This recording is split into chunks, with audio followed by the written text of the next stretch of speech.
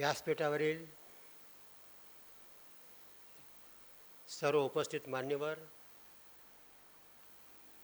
आणि इस्लाम समजून घेण्यासाठी आपण आलेले सर्व पुणेकर बंधू भगिनींनो, मानवेंद्र रॉय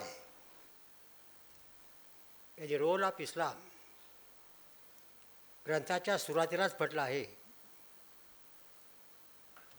देर is no people in the world of so ignorant of Islam as of Hindus. त्या जगामध्ये इस्लाम एवढे, हिंदू एवढे, इस्लामचं अज्ञान असणारे लोक जगात कुठेच नाहीत. हे 100% सत्य आहे. 700 वर्ष आपण 1000 वर्ष मुस्लिमांसोबत राहत असून सुद्धा एकही ग्रंथ आत्तापर्यंत इस्लामवर लिहिला गेला नाही. साधे प्रश्न विचारले इस्लाम संबंधात, अभ्यासकालाही उत्तर देता येणार नाही. अशी आजची अवस्था आहे. मी जे विचारलं, इस्लामची स्थापना कोण केली? सर्व हिंदूमधील प्रेषित महम्मदांनी केली. हे खोटं आहे. ती स्थापना अल्लाने केलेली आहे, हे उत्तर आहे. हे हिंदूला माहिती नाही. दुसरा प्रश्न, अल्लाह ईश्वर एक आहे का असं विचारलं, सगळेच प्राध्यापकासहित जनता हो म्हणेल. हे दोन एक नाहीत, परस्पराच्या विरोधी आहेत. अल्लाह म्हणतो there is no god but Allah, माझ्याशिवाय कोणताच देव राहूच नये, इतका विरोध आहे. पण ईश्वर आणि देव एकच आहे हे आमचे सारेच हिंदू सामान्य जनताने प्राध्यापक म्हणतात. तर इस्लामचे 3 प्रकार आहेत. आजच्या विषयाचं नाव मूलभूत इस्लामची शिकवण आहे. दादाला सांगितलं चुकून असं लिहू नका, इस्लामची मूलभूत शिकवण ते नाही.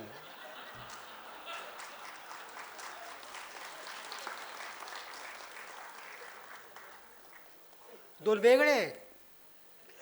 मूलभूत इस्लाम म्हणजे जो इस्लाम जगातील सर्वच मुसलमान, त्याचे पंथ, त्याचे देश सर्वच एकमताने मानतात, तो इस्लाम. तो आहे मोहम्मद पैगंबराच्या काळामधलाच इस्लाम, त्यापुढचा नाही. म्हणजे जो प्रेषित मोहम्मदांचं चरित्र, कुराण, हदीस त्यांच्या काळातलीच शिकवण आहे, त्याला म्हणतात मूलभूत इस्लाम. दुसरा इस्लाम, प्रेषित वारल्यानंतर इस्लाम जगभर पसरला, अनेक धर्मपंडित निर्माण झाले इस्लाममध्ये, अनेक राजवटी निर्माण झाल्या आणि त्या धर्मपंडितांनी, त्या राजाने आपापल्या देशाच्या अनुकूल असे त्या धर्माचे वेगवेगळे अर्थ काढले आणि त्यातून अनेक पंथ तयार झाले आणि त्या पंथाच्या अनेकाच्या शिकवणी वेगवेगळ्या झाल्या. म्हणजे मक्केतला इस्लाम, इराणचा इस्लाम, भारतातला इस्लाम सारखा नाही. अशा प्रकारे प्रेषित मोहम्मदांच्या नंतर आत्तापर्यंत जगभर पसरलेला विविध देशातला देशपरत्वे वेगळा, राज्यपरत्वे वेगळा, कालपरत्वे वेगळा, तो इस्लाम क्रमांक 2. त्याच्यावर बोलणं अतिशय कठीण आहे. कित्येक खंड लिहित संपणार नाही.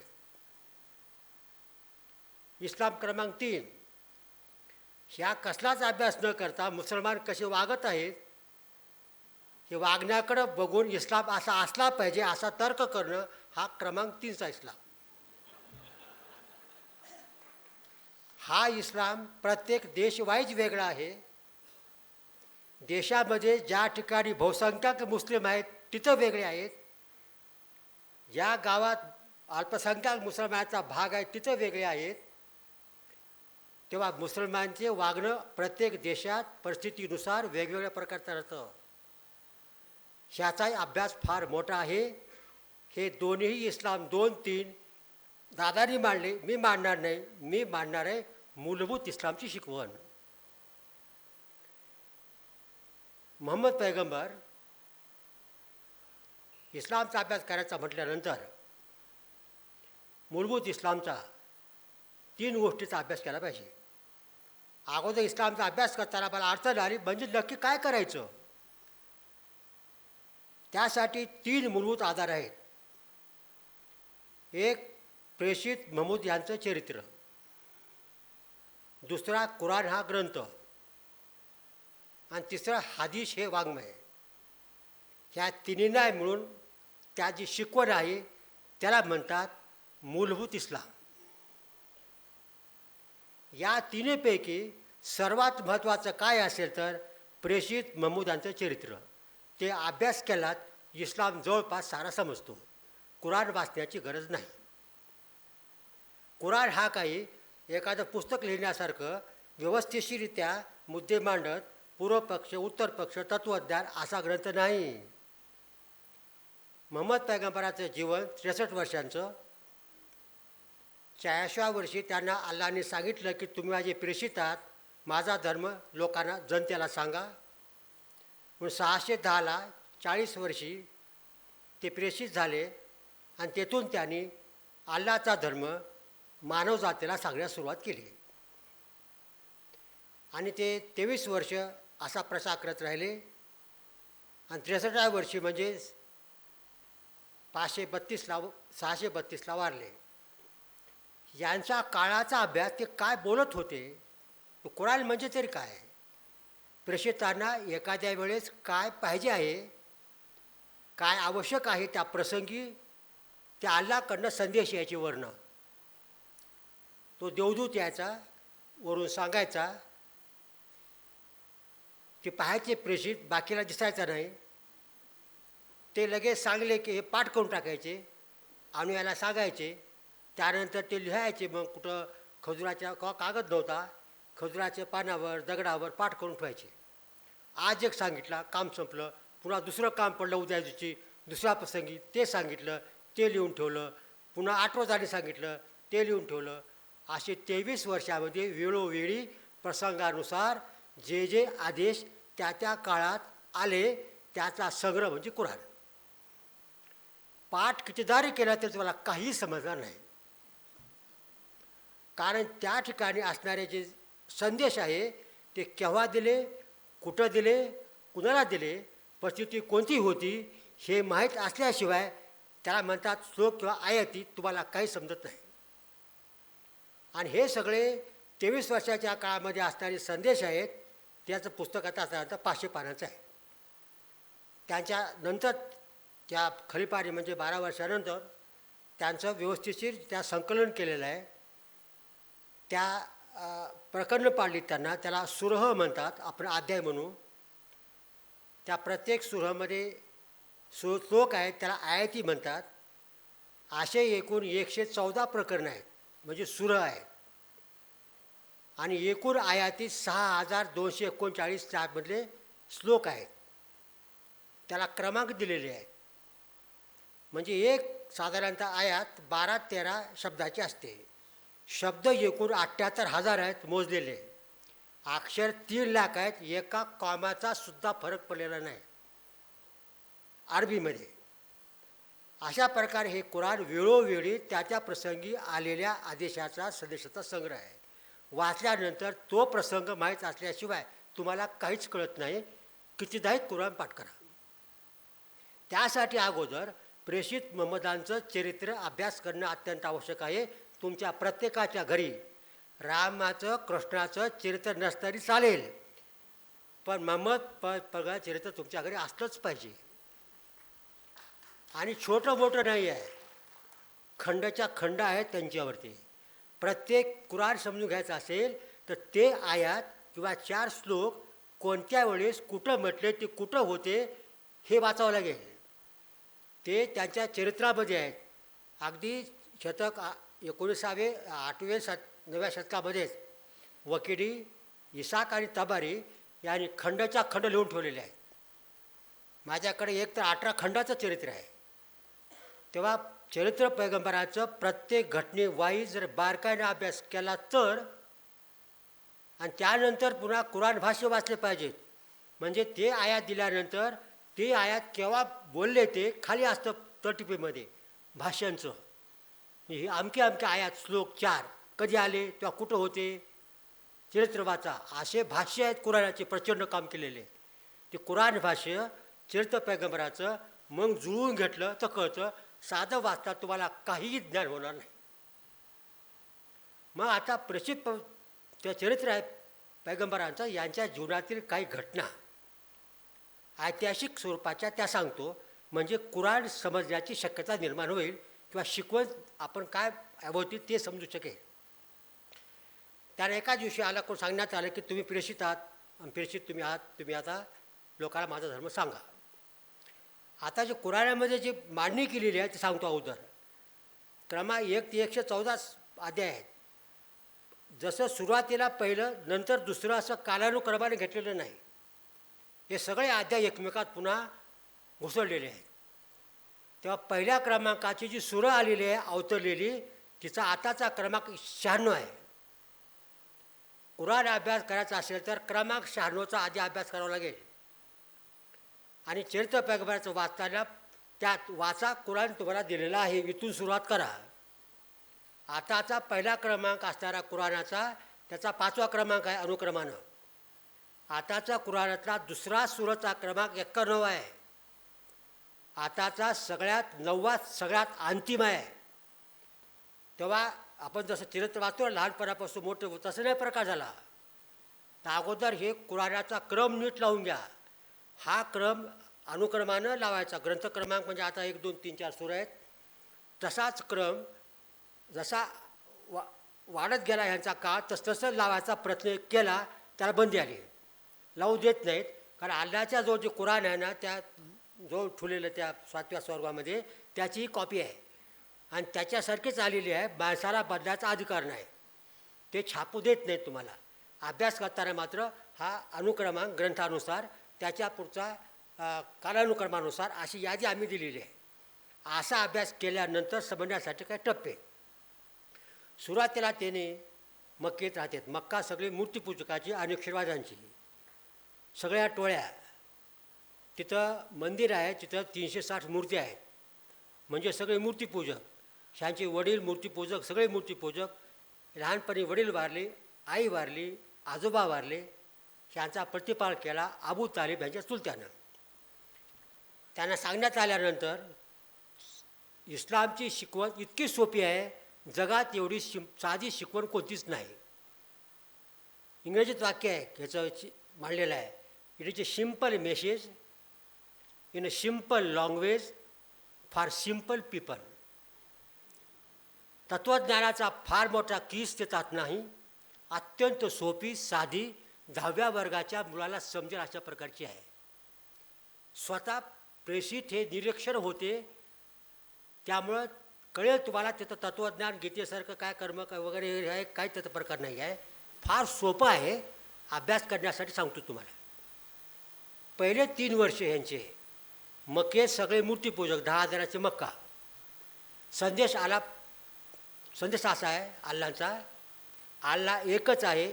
तोच देव आहे. दुसरा देव नाही. मी अल्लाचा प्रेषित आहे.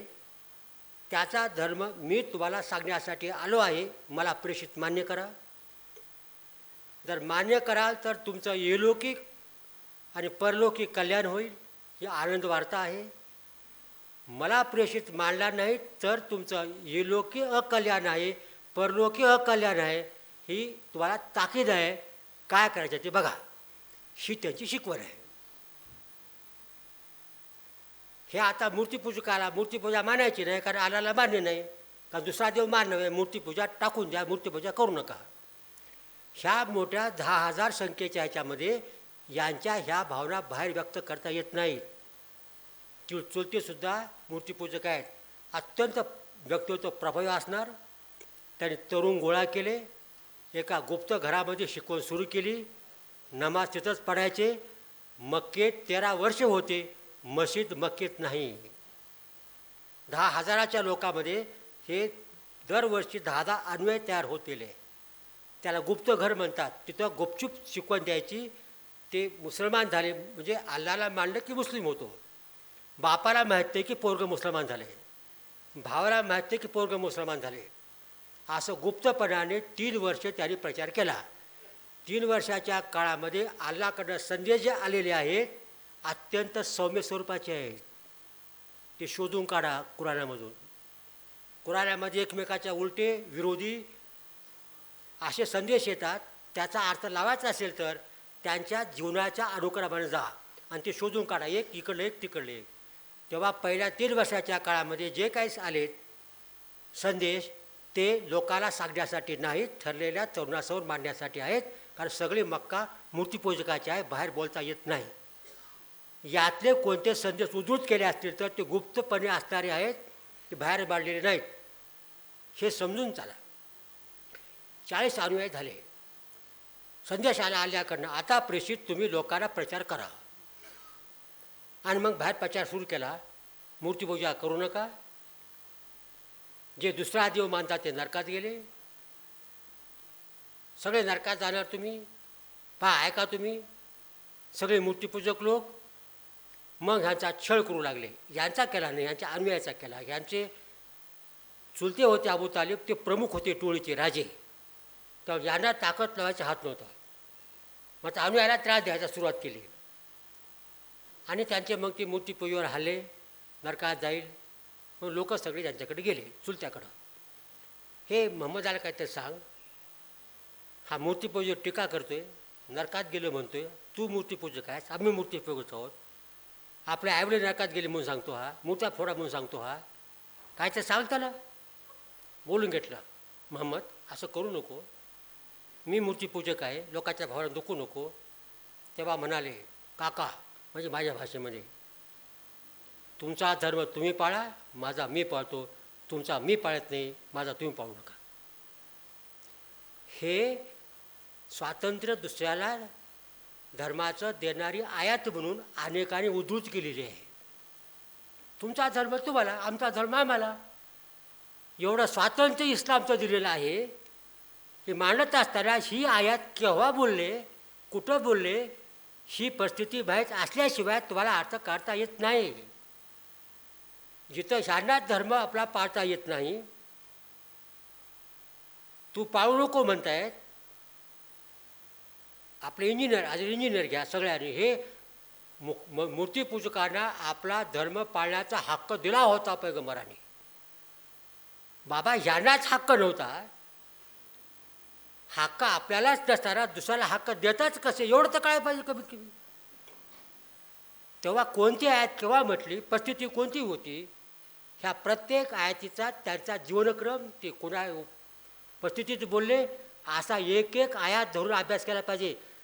कुराणातल्या सगळ्या असल्या 6239 आयतीचा बारकाईनं सगळा अभ्यास पंडितांनी मुस्लिम करून ठेवलेला आहे. माझ्याकडे 18 कुराण आहेत, त्यापैकी 6 मराठीतले आहेत. सगळे सारखेच आहेत, कुठंच फरक नाही आहे. 3 वर्ष झाले त्यांच्याकडे गेले, मोहम्मद ऐकत नाहीत. लोकांनी निर्णय घेतला, शहांशावर टाका बहिष्कार. टाकला बहिष्कार. अबू तालिब यांनी ह्यांना रोखलं नाही. ते मक्का सोडून मक्केच्या बाहेर काही मैलावर त्यांचे घरं होते, तिथं जाऊन हे सगळं कुटुंब थांबलं. सगळा गावाचे संपर्क तुटला. ह्या कुटुंबावर बहिष्कार टाकला. मोहम्मद पैगंबरांना आपला धर्म प्रचार रोखलं नाही. ह्यांनी मूर्तिपूजक असणारे चुलते त्यांना घेऊन बाहेर गेले. मक्केच्या लोकांचा त्यांचा संपर्क 3 वर्ष तुटला. ह्याला म्हणतात सामाजिक बहिष्कार. त्यानंतर मग एका दिवशी एक चमत्कार घडला. ह्यांना बहिष्कार टाकण्याचा एक आदेश काढला लोकांनी, कुटुंबाला साऱ्या, आणि तो ठेवून दिला त्या मक्केच्या मंदिरामध्ये. मग पैगंबर म्हणाले एकदा प्रेषित, हे 616 घटना घडलेली आहेत. 610ला प्रेषित झाले, 613पर्यंत गुप्तपणानं, 613 ते 16 जाहीर थोडा त्रास, 619ला बहिष्कार, 619पर्यंत 3 वर्ष गावाच्या बाहेर, गावात एंट्री नाही, बोलणं नाही, चोरून अन्नपाणी कोणतं द्यायचं. त्या काळात काय आयती आल्या त्या वेगळ्या आहेत. चमत्कार असा घडला. मोहम्मद प्रेषित म्हणाले, ते जे आदेश काढले ना, तो वाळवेळं खाऊन टाकलेला आहे. आणि त्या आदेशात जिथं अल्ला शब्द आहे ना तेवढा शिल्लक उरलेला आहे. लगेच गेले, पेटी उघडली, खरंच त्या आदेशातले सगळेच वाळविरे खाऊन टाकलेत, फक्त अल्ला शब्द शिल्लक उरला. लोक म्हणाले हा नक्की प्रेषित असला पाहिजे. तेव्हा कळालं, बहिष्कार उठला, गावात आले. 1919 आल्याबरोबर काही महिन्यात त्यांची पत्नी खदिजा वारली. आधार दिला होता, श्रीमंत होते, हे पूर्वी व्यापार करायचे, आणि त्याच्यात 6 महिन्यांनी अबू तालिब वारले. त्यांचा सगळाच आधार तुटला. आता मक्केत राहणं शक्य नाही. मग आता काय करायचं? मग आता प्रचार तर करायचा. मक्का तर 10,000चे, हे लोक उरले 150पर्यंत झाले आतापर्यंत दरवर्षी. म्हणाले आता आपण निघून जाऊ. म्हणून 622ला मक्का सोडून ते 200 मैलावरील मदिनेला गेले. मदिना ह्यांचा आजूळ आहे. तिथले लोक आले होते काही, आमच्याकडे चला, तिथले भांडणं मिटवाय करता. भांडणं होते, आपल्याकडे मदत मिळते म्हणून यांनी गुपचूप आपले अनुयायी 150 का 200 असे, थोडा फरक आहे, हे गुपचूप निघून गेले. ह्याला म्हणतात हिजरत. हिजरत म्हणजे ज्या ठिकाणी इस्लाम परिपूर्ण पाळता येत नाही तिथं मुस्लिमांनी राहणं पाप आहे, अधर्म्य आहे, राहू नये, तिथून निघून जावं. ज्या ठिकाणी मुसलमान धर्म पूर्ण पाळतात तिथे. खरं म्हणजे मदिनेतसुद्धा धर्म मुस्लिम पूर्ण पाळता येत नव्हता, पण तिथले अनेक्षरवादी मुस्लिम झाले ह्यांची मदत मिळण्यासाठी. आणि तिथं होते 3 ज्यूंच्या टोळ्या, 35% संख्या असावी 10,000 पैकी. ते ज्यूच्या प्रेषित, यांचे प्रेषित सगळे एकच, एकेश्वरवादी मूर्तीच्या विरोधी. त्यांचा काही विरोध नव्हता ह्यांचा. तिथं गेल्यानंतर हिजरत ही कल्पना जी आहे ती कल्पना इतकी महत्त्वाची आहे.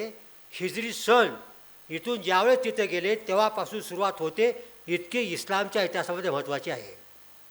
हिजरी सण इथून निघून गेले ती. एवढंच नाही तर ज्या देशात इस्लाम पाळता येत नाही, जिथं इस्लामचा कायदा नाही, तिथं राहणं इस्लामचं धर्मानं अधार्मिक आहे, ही कल्पना शतक 20व्यापर्यंत सगळ्या मुस्लिमाच्या मनावर दडमूळ झालेली होती. आपल्या भारतामध्ये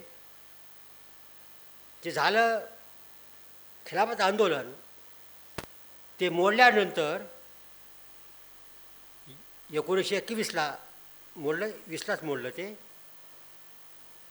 इथल्या मौलवींनी, उलेमानी एक धर्मादेश काढला, हे भारतीय मुसलमान हो, भारत हा देश तुमच्या लाऱ्यालायक राहिला नाही, पापी झाला आहे, इथं राहणं पाप आहे, तेव्हा ताबडतोब तुम्ही इथून अफगाणिस्तानकडे निघून जा.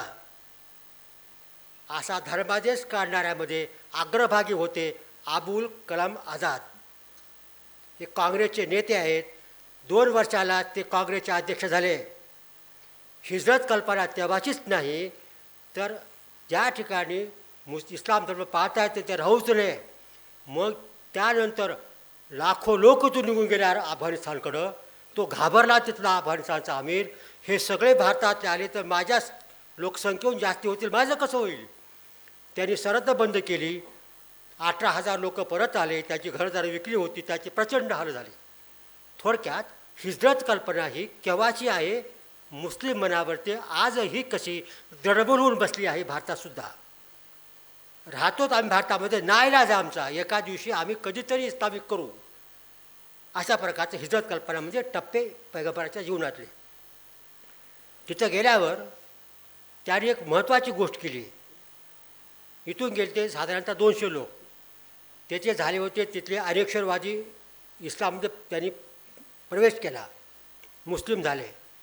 त्यांनी काय केलं, त्या दोघांच्या जोड्या लावल्या. तिथले मदतनीस हे निर्वासित म्हणाले, आता बंधुत्व हे धर्माचं असतं, रक्ताचं नसतं. म्हणून हे तुम्ही आता धर्मबंधू झालात ना, रक्ताचं नातं आता बंद करा. आणि नातं आता अल्लाहने प्रस्थापित केले. बंधूचं नातं हे धर्माचं नातं हे बंधूचं नातं आहे, रक्ताचं नातं हे बंद करून टाकलेलं आहे. आणि म्हणून तो नवा असणारा तिथला ते असणारा तिकडला मुसलमान, इकडला निर्वासित, ह्या दोघांच्या जोड्या लावल्या, त्यांच्या घरात जागा दिली. त्या भावाने याला आपल्या मालमत्तेमध्ये समान वाटा दिला. हे बंधुभावाची स्थापना तिथं जाऊन केली ही इतकी महत्त्वाची ठरली. पॅन इस्लामिझम त्याचा उगमित आहे. जगातले सारे बंधू अल्लाला मानणारे परस्पराचे बंधू असतात. रक्ताचं नातं बंद करून टाकलं. आणि मग त्यांच्या घरी एक तर असंही उदाहरण आहे, तो म्हणाला मला 2 बायका आहेत, तुला बायको नाही कारण गेलेले सगळे पुरुष होते, मी तो घटस्फोट तू लग्न कर. त्यांच्या बायका वाटून घेटून लग्न केलेलं आहे. हे बंधुभावाची कल्पना इतकी अलौकिक आहे. तेव्हापासून आत्तापर्यंत जगामध्ये इतकी पक्की रुजली आहे. जगातले सारेच मुस्लिम परस्पराचे बंधू आहेत. राष्ट्र काय, भौगोलिक सीमा काय, रक्ताचं नातं काय, राज्य काय, काहीच मानत नाही. अशा प्रकारे बंधुसुखाची कल्पना आहे. रक्ताचं नातं म्हणजे DNA सारखं आहे, म्हणजे ते बंधू असतात हे तवाच रद्द केलेलं आहे. नातं रक्ताचं दुय्यम तिय्यम करा का लागला असं? कारण बाप तिकडे गेला, मुलगा मक्केत आहे, भाऊ तिकडे गेला, दुसरा भाऊ मक्केत आहे. आता उद्या दोघात भांडणं होणार आहेत. आता कुटुंबातल्या दोघांचे भांडणं केल्यानंतर हा गळा त्याचा कापणार, त्या गळा ह्याचा कापणार. मग रक्ताचं नातं नष्ट केल्याशिवाय गळे कापताच येणार नाही. तेव्हा ही बंधुसंघाची कल्पना ही फार महत्त्वाची आहे. याला पॅन इस्लामिझम अजूनही जगामध्ये ती पक्की रूढ झालेली आहे. म्हणून बाबासाहेब आंबेडकरांचं बाबादादा नाव घेतलं की कोणताही मुसलमान आपल्या राष्ट्रबंधूपेक्षा जगातला कुठल्याही धर्माचा राहो, जगात देशातला राहो, आपला जवळचा मानतो. त्यांच्या धर्माची शिकवण आहे. नाईलाज म्हणून तो इथं राहतो. जगातल्या सर्व त्रास आहे. तो बंधुसंघाची कल्पना हा एक मुद्दा मी त्यांच्या जीवनाचा टप्पा म्हणून घेतला. ह्याचेच आता येतात कुराणामध्ये आहे ते मुसलमान परस्पराचे बंधू आहेत, आयात येते, हे इथं आलेले आहे. ते आयात बघताना हिजरत केलेली आली आहेत. त्यानंतर पुढचा टप्पा तिथं गेल्यानंतर त्यांनी सांगितलं की आता ते टोळी युद्ध तेव्हा ते टोळ्या होत्या खूप, एकमेकांना हल्ले करायचे, लुटायचे, खायचं, हेच धंदे तिथं लोकांचे अनेक टोळ्या. हे म्हणाले की असं करून आपण राज्यस्थापन करूया, अत्यंत प्रतिभाशाली असणार. आणि त्यांनी इस्लामिक राज्याची स्थापना केली. तिथं जाऊन तिथले असणारे ज्यू लोक बहुतेक तिथले अनेकशेवादी मुस्लिम झाले. आता उरले ज्यू 35%. ते 3 टोळ्या होत्या, अत्यंत श्रीमंत, शूर आणि लढवय्या. त्यांना बोलून घेतलं. म्हणाले आपण दोघं मिळून एक राज्य स्थापन करू. हो म्हणाले. मग करार केला एक, त्याला म्हणतात मदिना करार. साल 623 कलम असे आहेत. एक राज्य स्थापन होईल, राज्याचा प्रमुख प्रेषित राहतील, ज्यूंना आपल्या प्रार्थनागृहात पूजा काय प्रार्थना करता येईल, राजकारभारामध्ये कुठलाच त्यांना हक्क राहणार नाही, नागरिकत्व दुय्यम, माझ्या शत्रूशी तुम्ही सोबत करायची नाही, माझ्या परवानगीशिवाय शस्त्र हातात घ्यायचे नाही, शस्त्र घ्या म्हटलं तर घ्यायला पाहिजे, आणि जर दोघात काही वाद झाला तर अंतिम निर्णय माझा. मग स्वतःच प्रेषित न्यायाधीश झाले, सेनापती झाले, कायदे करणारे झाले, सम्राट झाले, आणि तिथं एक इस्लामिक स्टेट स्थापन केलं. आणि त्याची घटना म्हणजे मदिना करार. आज जग सगळं मानतं. जगातली पहिली इस्लामिक घटना कॉन्स्टिट्यूशन मोहम्मद पैगंबरांनी 623 साली केली. तेच आदर्श इस्लामिक स्टेट आहे. असंच आपण स्थापन करावं असं जगातल्या साऱ्या मुस्लिमाची इच्छा आहे. परवाच्या शिर्यातला आहे ना इस्लामिक स्टेट स्थापन करण्याचं शिर्यात निघालताना पहिलं ते पैगंबराच्या मदिना करारावर होते. अल्पसंख्याकांचं राज्य, इस्लामचे कायदे बहुसंख्याकांनी पाळायचे, हा मदिना करार त्यांनी तिथं केला. आपलं राज्य स्थापन केलं, सेना उभी केली. मग आता सेना केल्यानंतर मग टोळे, लहान लहान टोळ्या खलास करून टाकल्या, सगळ्या इस्लाममध्ये आणल्या. अशा प्रकारे मदिना करार महत्त्वाचा का आहे तर फाळणीच्या वेळेला वाद असा झाला, फाळणी करायची का नको. लीग म्हणते फाळणी करूया आणि पाकिस्तान करूया आणि तिथं आपण इस्लामिक राज्य आणूया, सगळेच मुस्लिम असल्यामुळे आणूया. त्यामुळे इस्लामचा पाया आहे पाकिस्तान निर्माण करायला फाळणीसाठी. आता अखंड भारतवादी मुसलमान राष्ट्रवादी ते म्हणाले अखंड भारत पाहिजे. मग ह्याला पाया कोणता आहे? त्यांचे मुलं ह्यांची मुलं जी वाद आहेत 1940च्या काळातले 40-50 50च्या काळातले 70च्या काळातले. हो, आधार आहे म्हणाले. तो म्हणजे मदिना करार मांडणारे पहिल्यांदा मौलाना मदनी आणि आलमगीर आझाद. म्हणजे मदिना करारामध्ये 2 धर्मियाचे लोक एकत्र राहू शकतात, म्हणून हिंदू आणि मुसलमान एकत्र राहूया, आधार इस्लाममध्ये आहे. म्हणजे राज्य मुस्लिमाचं राहणार, कायदे इस्लामचे राहणार, हिंदू दुय्यम राहणार. आणि सगळे काँग्रेसचे नेते टाळ्या मारत होते, कारण मदिना करार त्यांनाही माहिती नाही काय ते. ह्याला चांगली गोष्ट म्हणाली. तेव्हापासून आतापर्यंत हसायचं नाही. आपली तेच अवस्था आहे प्राध्यापकाच्या आजच्या. तिथं राजकारण होतं. तर मदिना कराराच्या आधारावरती भारतात आपण एकत्र राहू, हीच भूमिका सगळ्या राष्ट्रवादी मुस्लिमांनी मांडली. फाळणीच्या मागणाऱ्यापेक्षा अधिक धोकेदायक हिंदूकरता कोण होते? तर मदिना कराराच्या आधारावरती भारतात अखंड भारत ठेवू म्हणणारे तुम्हाला कधीतरी आपण ह्या हिंदूला मुस्लिम करू आणि या ठिकाणी आपलं राज्य येणार, ही खात्री हा मौलाना मदनी सगळ्यात मोठे राष्ट्रवादी 30पासून 47पर्यंत 27 वर्ष अध्यक्ष देवबंदचे प्राचार्य, त्यांचं संयुक्त राष्ट्रवाद पुस्तक आहे. काँग्रेसमध्ये जेलमध्ये गेलेले याच्या आंदोलनामध्ये ते म्हणतात पाकिस्तान नको. अहो, अल्लानं सगळी पृथ्वी इस्लाम करायकरता दिलेली आहे.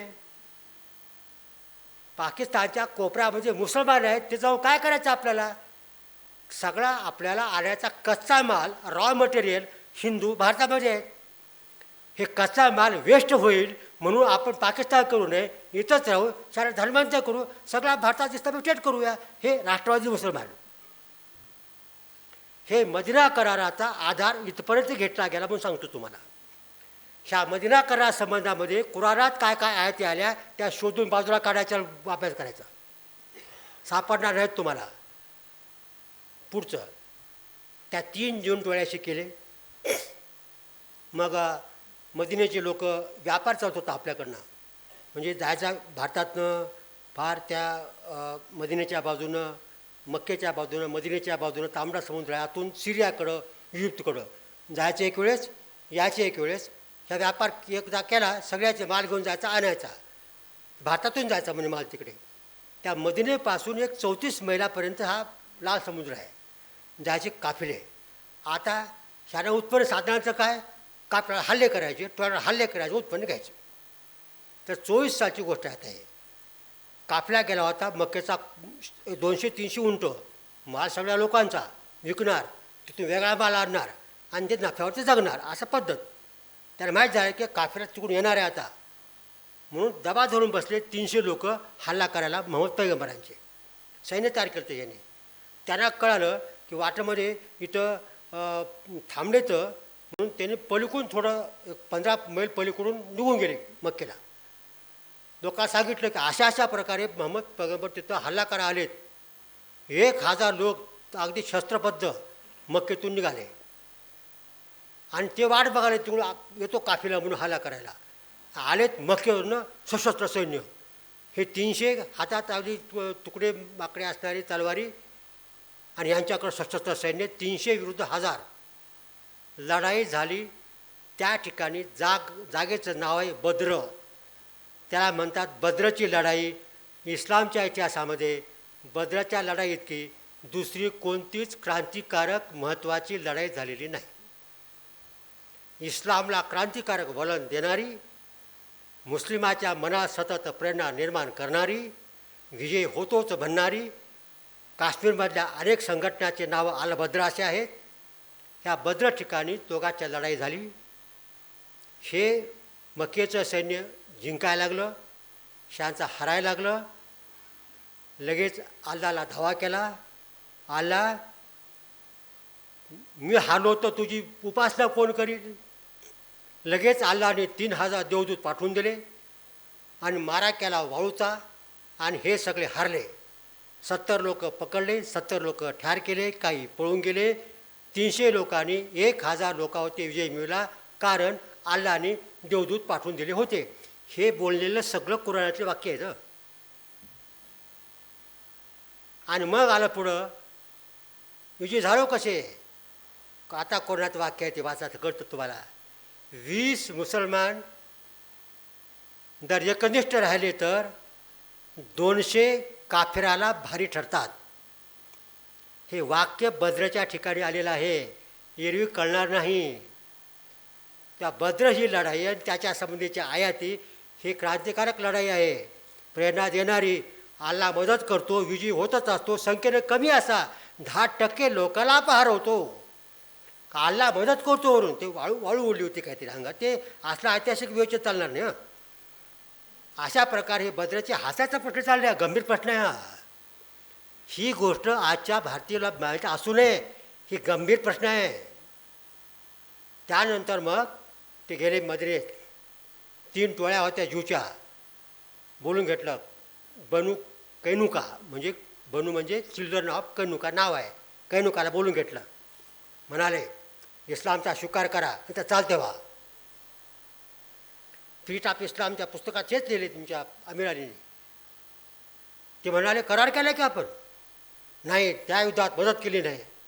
ह्यांना बोललोच नव्हतं, मदत कसली करणार. लढाईत त्याला घेरा घातला, त्यानं हरवलं आणि जे काय माल असेल ते उंटावर आणि घोडावर टाकून खैबरला 100 मैल लांब त्या शिर्याच्या टोकाला पाठवून दिलं. एक टोळी साधारण 2000ची संपली. त्या 3 टोळ्यापैकी एकीची वाट लावली. त्यानंतर मक्केचे लोक आले. आता काय ते धडा शिकू म्हणे ह्यांना, आणि 3000 लोक मक्केत सशस्त्र निघाले मदिनेवर हल्ला करायला. ते थांबले टेकडीवर एका, त्याचं नाव आहे ऊजची टेकडी. यांचे 1000 लोक मुस्लिम, हे 3000 पराभूत व्हायला लागले. तरीही अल्लाच्या मदतीमुळं ते 3000 ते हारले म्हणून सगळे लोक लुटमार घ्यायला निघाले. अल्लानं आदेश दिला होता की जे लूट मिळेल त्यातला 5/5 हिस्सा राज्याचा, बाकी तुम्ही वाटून घ्या. त्यात सगळेच आले. मग मालमत्ता आली, माणसं आली, सगळंच काय आलं मध्ये, वाटून घ्या. 1/5 आमचा.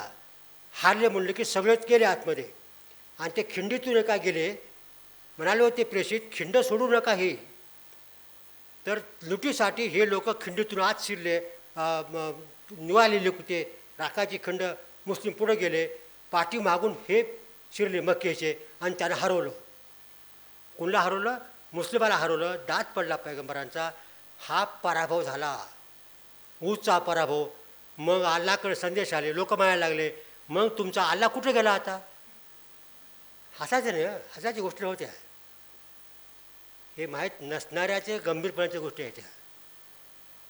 तर 20 लोक 200ला हरवतात, तर मग आता अल्ला कुठे गेला.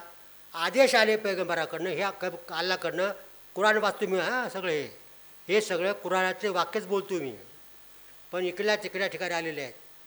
ते म्हणाले अल्ला मदत करतच असतो तुम्हाला, पण तुम्ही एकनिष्ठ मुसलमान असाल तर. प्रेषिताची आज्ञा होती तुम्हाला खिंड सोडू नका. तुम्ही लुटीसाठी, भौतिक लाभासाठी खिंड सोडलात म्हणून अल्लानं तुम्हाला हरवलं. ह्या मूर्तीपुराचे हरवलं नाही. अल्ला तुमची परीक्षा घेत असतो. तुम्ही कडवे मुसलमान आहात की नाही. कडवे मुसलमान असाल विजयी करतो, नसाल तर पराभूत करतो. हे आम्ही दरव्याचे वाचाच्या पुस्तकातच लिहिले आहे. त्याला अलीगडच्या विद्यापीठाच्या हे म्हणलं तुम्ही अरब इस्रायल युद्धामध्ये. मग इस्रायल का जिंकलं अरबावर. तो प्रोफेसर म्हणतो हिस्ट्रीचा, तुमच्यासारखे दाढी न वापरणारे, नमाज पादा न पडणारे असल्यामुळे हारले. दाढी वाढवा, पादा नमाज पडा, आप अभी जिंकेंगे. अभिदानाच्या पुस्तकात आहे. म्हणजे हारलो का बरं. एकनिष्ठ मुस्लिम नसल्यामुळं. जिंकलो का बरं. एकनिष्ठ असल्यामुळं. पराभव झाला तरी बी आपली ताकद शिल्लक, विजय झाला तरी शिल्लक. ऊजची लढाई हे इतिहासामध्ये प्रसिद्ध आहे. हारले आले तर हारलो म्हणजे का हारलो. तुम्ही खरे मुसलमान नाही आहात, नमाज नीट पडत नाही, एकदा चुकली नमाज तुमची म्हणून हरवलं तुम्हाला. अतिशय कडवेपणा यासाठी ह्याचा वापर केला गेला. त्यानंतर पुन्हा गेले त्या ज्यूकडं. नजीर टोळी होती, त्याला बोलून घेतलं. म्हणाले इस्लामचा स्वीकार करा, तर चालते बा. ते म्हणे मदिना करार केला की आपण, तुम्ही मदत केली नाही आम्हाला. त्याला बोललोच नव्हतं. वेढा घातला त्याच्या गड्यांना. गडी होते त्यांच्या बोट्याला. ते हारले. ते त्यांना हाकलून दिलं सगळं सिरियाकडं, त्या खबरला. त्यांच्या सगळ्या जमिनी होत्या सोपी घेऊन टाकल्या. ते निर्वासित आले त्यांच्या सोयी झाल्या. त्यातले 3पैकी 2 गेले. पुन्हा मक्केचे लोक आपण पुन्हा जाऊ म्हणा पक्का हल्ला करायला 10,000 लोक निघाले. आणि ते मदिनेच्या भोवती आता येतात म्हणून तिने खंदक खोदला. तो खंदक 15 फूट रुंद, 15 फूट खोल, 30 फूट रुंद आणि 6 मैल असा घेरा गाठला आहे. त्यामुळे त्याला काही बाण मारता येते, काहीच करता येईना. 10,000 लोक आले मक्केचे, इकडे तिकडे बाण मारले, निघून गेले. ह्याला म्हणतात खंदकची लढाई. 627 ते 24 हे 25 हे 27 ते निघून गेल्याबरोबर पैगंबर आता एक होती टोळी शिल्लक, कुरेजा, बनू कुरेजा ज्यूची. त्याला बोलून घेतलं, इस्लामचा स्वीकार करा, चालतं व्हा. त्याला घेरा घातला. अनेक दिवस चालला. ते हारले. म्हणाले जातो आम्ही आता आमचं सगळं सामान घेऊन, तुम्हाला आता परवानगी नाही. आणि मग त्यातल्या सगळ्या पुरुषांना ठार करा, सगळ्या मुलं आणि बायका आपल्या घेऊन टाका. म्हणून सगळ्या मुस्लिमाच्या लढण्यायोग्य असणाऱ्याची कत्तल करण्यात आली. ती संख्या उदारमतवादी असणारे डॉक्टर झकरे आणि 900 दिलेली आहे. तिन्ही टोळ्या संपल्या. मदिना करार 27ला संपला, ज्याच्या आधारावरती अखंड भारत ठेवू म्हणून आमचे राष्ट्रवादी मुसलमान म्हणत होते. संपला. आता मदिन्यामध्ये सगळा पूर्ण मुसलमान झाला. आता मक्के, आता 628. चला आपण मक्के बघू आता काय करायचे. दरम्यानच्या काळात उत्तर हे बक्का दक्षिण भागात आहे. मदिना उत्तरेकडे, उत्तर अरबस्थानात. उत्तर अरबात सगळ्या टोळ्या जिंकून घेतल्या त्यांनी. का लहान लहान टोळ्या हल्ला केल्या की जिंकायची, इस्लाम करून घ्यायचा. मग उत्तर अरबस्थान इस्लामी झाला. आता मक्केकडे जायचं. 1500 लोक घेतली सशस्त्र, आले मदिनेला, मक्केला. थांबले एका टेकडीवर, त्याचं नाव आहे हुदैबिया. त्या ठिकाणी आल्यानंतर दूत पाठवला, आम्हाला आतमध्ये यायचं आहे प्रार्थना करायला काबाची. तिथे एक घनाकृती आकृती आहे, काळ्या रंगाचे दगड. ते मात्र मूर्ती मानत नाही. बाकी मूर्त्या नको, ते जुनं परंपरापूर्वीपासून आहे, ते अल्लानं वरून पाठवलेलं आहे असं म्हणतात ते. म्हणून त्याची पूजा आम्हाला प्रार्थना करायची आहे. ते येऊ देत नाही. 10,000ची मक्का आहे. मग दोघात करार झाला. त्याला म्हणतात हुदैबियाचा करार. मौलाना वैदुद्दीनचं पुस्तक वाचा हुदैबिया करारावर. त्यात काय करार आहे, एक सुरू केलं याला सांगितले. पैगंबर सांगतात प्रेषित मोहम्मद यांच्यात आणि मक्केचे लोक आक्षेप. ते लोक मक्केचे म्हणले तुम्ही प्रेषित मानित नाही मी तुम्हाला. मग पैगंबर म्हणाले काऊन टाका प्रेषित, हरकत नाही, म्हणजे नमतेपणा. मग मोहम्मद बिन अब्दुल्ला यांचे आणि मक्केचे यांच्यात करार वगैरे वगैरे. कलम क्रमांक 1, ह्या वर्षी तुम्ही मक्केत यायचं नाही, परत जायचं. पुढच्या वर्षी असेच 1500 लोक घेऊन याच वेळेस यायचं आणि मक्केत जाऊन दर्शन घ्यायचं तुमच्या काबाचं. त्यावेळेस सगळ्या मक्केतले लोक आपली घरदारं बंद करून घराच्या बाहेर डोंगर टेकड्यात जाऊन राहतील. घरं सगळे पूर्ण मक्का मोकळी केली जाईल. तुम्ही 3 दिवस इथं राहा आणि 10 वर्षेपर्यंत तुमच्या आमच्यामध्ये आता भांडणं होणार नाहीत. शांतता करार ह्याला म्हणतात इतिहासामध्ये हुदैबियाचा शांतता करार. आणि ते परत गेले. इथंच त्यांनी मंका जिंकलेली होती. 622ला जे स्थलांतर करून लपत गेले ते 628ला अशा प्रकारचा करार करून गेले. 629ला आले. सगळी मक्का खाली झाली. 10,000चे लोक सारे मक्का सोडून सगळ्या गुहेत जाऊन बसले. 3 दिवस हे 1500 लोक आले, गावात राहिले. अजून राहतो म्हणाले. इथंच एकाचं लग्न केलं त्याच्यात कुणाचं तरी, इथंच राहतो म्हणाले. ते म्हणाले करार संपला आपला आणि 3 दिवसानंतर निघून गेले. जगात कुठं असं घडलं आहे का? 622ला स्थलांतर करून गेले, राहता येत नाही म्हणून लपतछपत. तेच 629ला इथे येऊन 10,000 लोक गावाच्या बाहेर घातलेले आहेत. हा करार हुदैबियाचा शांतता करार असाच भारतात पाळला पाहिजे म्हणणारे सर्वात मोठे प्रवक्ते म्हणजे मौलाना वैदुद्दीन. मौलाना वैदुद्दीन म्हणजे हिंदुत्वनिष्ठाचे अत्यंत प्रिय मौलवी,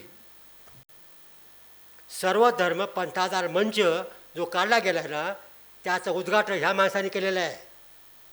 हे माणसाचं काय म्हणणं आहे वाचणं नाही, इस्लामचं वाचणं नाही, हुदैबिया कराराचं वाचणं नाही, भारतामध्ये शांततेने राहा. त्याने सोल्युशन दिलेलं आहे, बाबरी मशीद सोडून द्या, तिथं मंदिर बांधूया म्हणून चांगलं म्हणतात त्यांना. ते म्हणतात शांततेने राहिला तर पैगंबरासारखं आपल्याला पुन्हा भारतात इस्लामिक राज्य करता येईल. भांडणं केलं तर हिंदू जागे होतील. शांतता करा 10 वर्षाचा, हा हुदैबिया करार आहे. आणि अशा प्रकारे मग त्यांनी खेळ जिंकली होती मक्का. मग आला 630. त्यानंतर त्यांनी शांतता करारामध्ये दोघांनी भांडणं झाली त्या मक्केमध्ये. त्यांचे काही मुस्लिम होते आणि तिथल्या लोकांचं भांडणं करू नका असा नियम होता. भांडणं झाले की एक गट गेला मदिनेला, भांडणं केले म्हणाला. अबू सुफियान मक्क्याचा प्रमुख तोही पळत गेला. भांडणं फिरणं काय झालं नाही, दोघांनी मारामाऱ्या करून घेतल्यात म्हणाले. प्रेषित भेटले नाहीत. अबू सुफियान म्हणजे मक्केचे प्रमुख परत आले. हे कोण? ह्यांचे सासरे. ते तिथून 10,000ची फौज घेऊन आले. थांबले का टेकडीवर, बोलून घेतलं अबू सुफियानला. संध्याकाळी आला, म्हणाले बस तंबूमध्ये का. सकाळी नमाज पडल्यानंतर बोलून घेतलं, उभा टाकले, विचारलं सांग अल्लाह एक आहे की नाही. ते म्हणाले अल्लाशिवाय दुसरा देव असता तर आज माझ्या कामाला पडला नसता का. 10,000च्या फौजेमध्ये मक्केचा राजा तिथं थांबतोय तंबूत आहे का. त्यानंतर म्हणाले मी प्रेषित आहे मान्य आहे की नाही सांग. ते म्हणाले याची मला शंका आहे. लगेच तलवारी अशाच उभ्या टाकल्या. त्याला घेऊन येणारे अल अब्बास म्हणाले हे अबू सुफियान ताबडतोब इस्लाम कबूल कर, तुझी मान उडली म्हणून समज.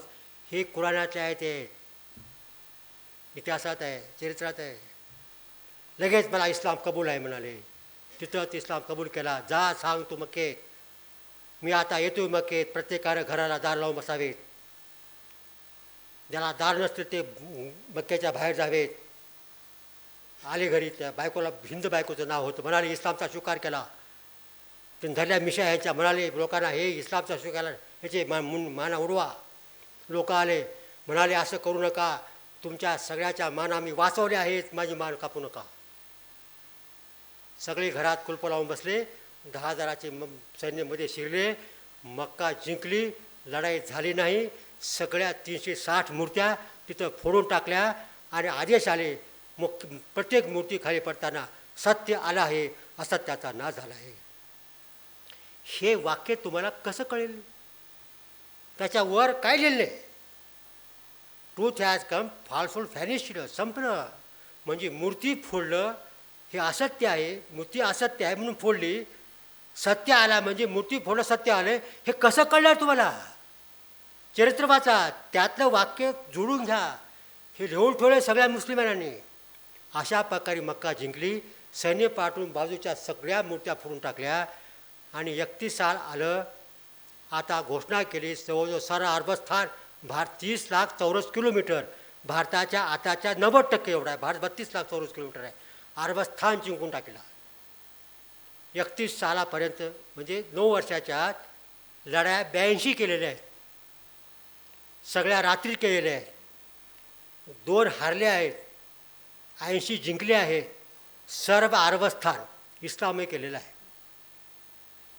हे जगातलं हे दैविक कृत्य अल्लाचंच आहे असं जग मानतं ते लोक.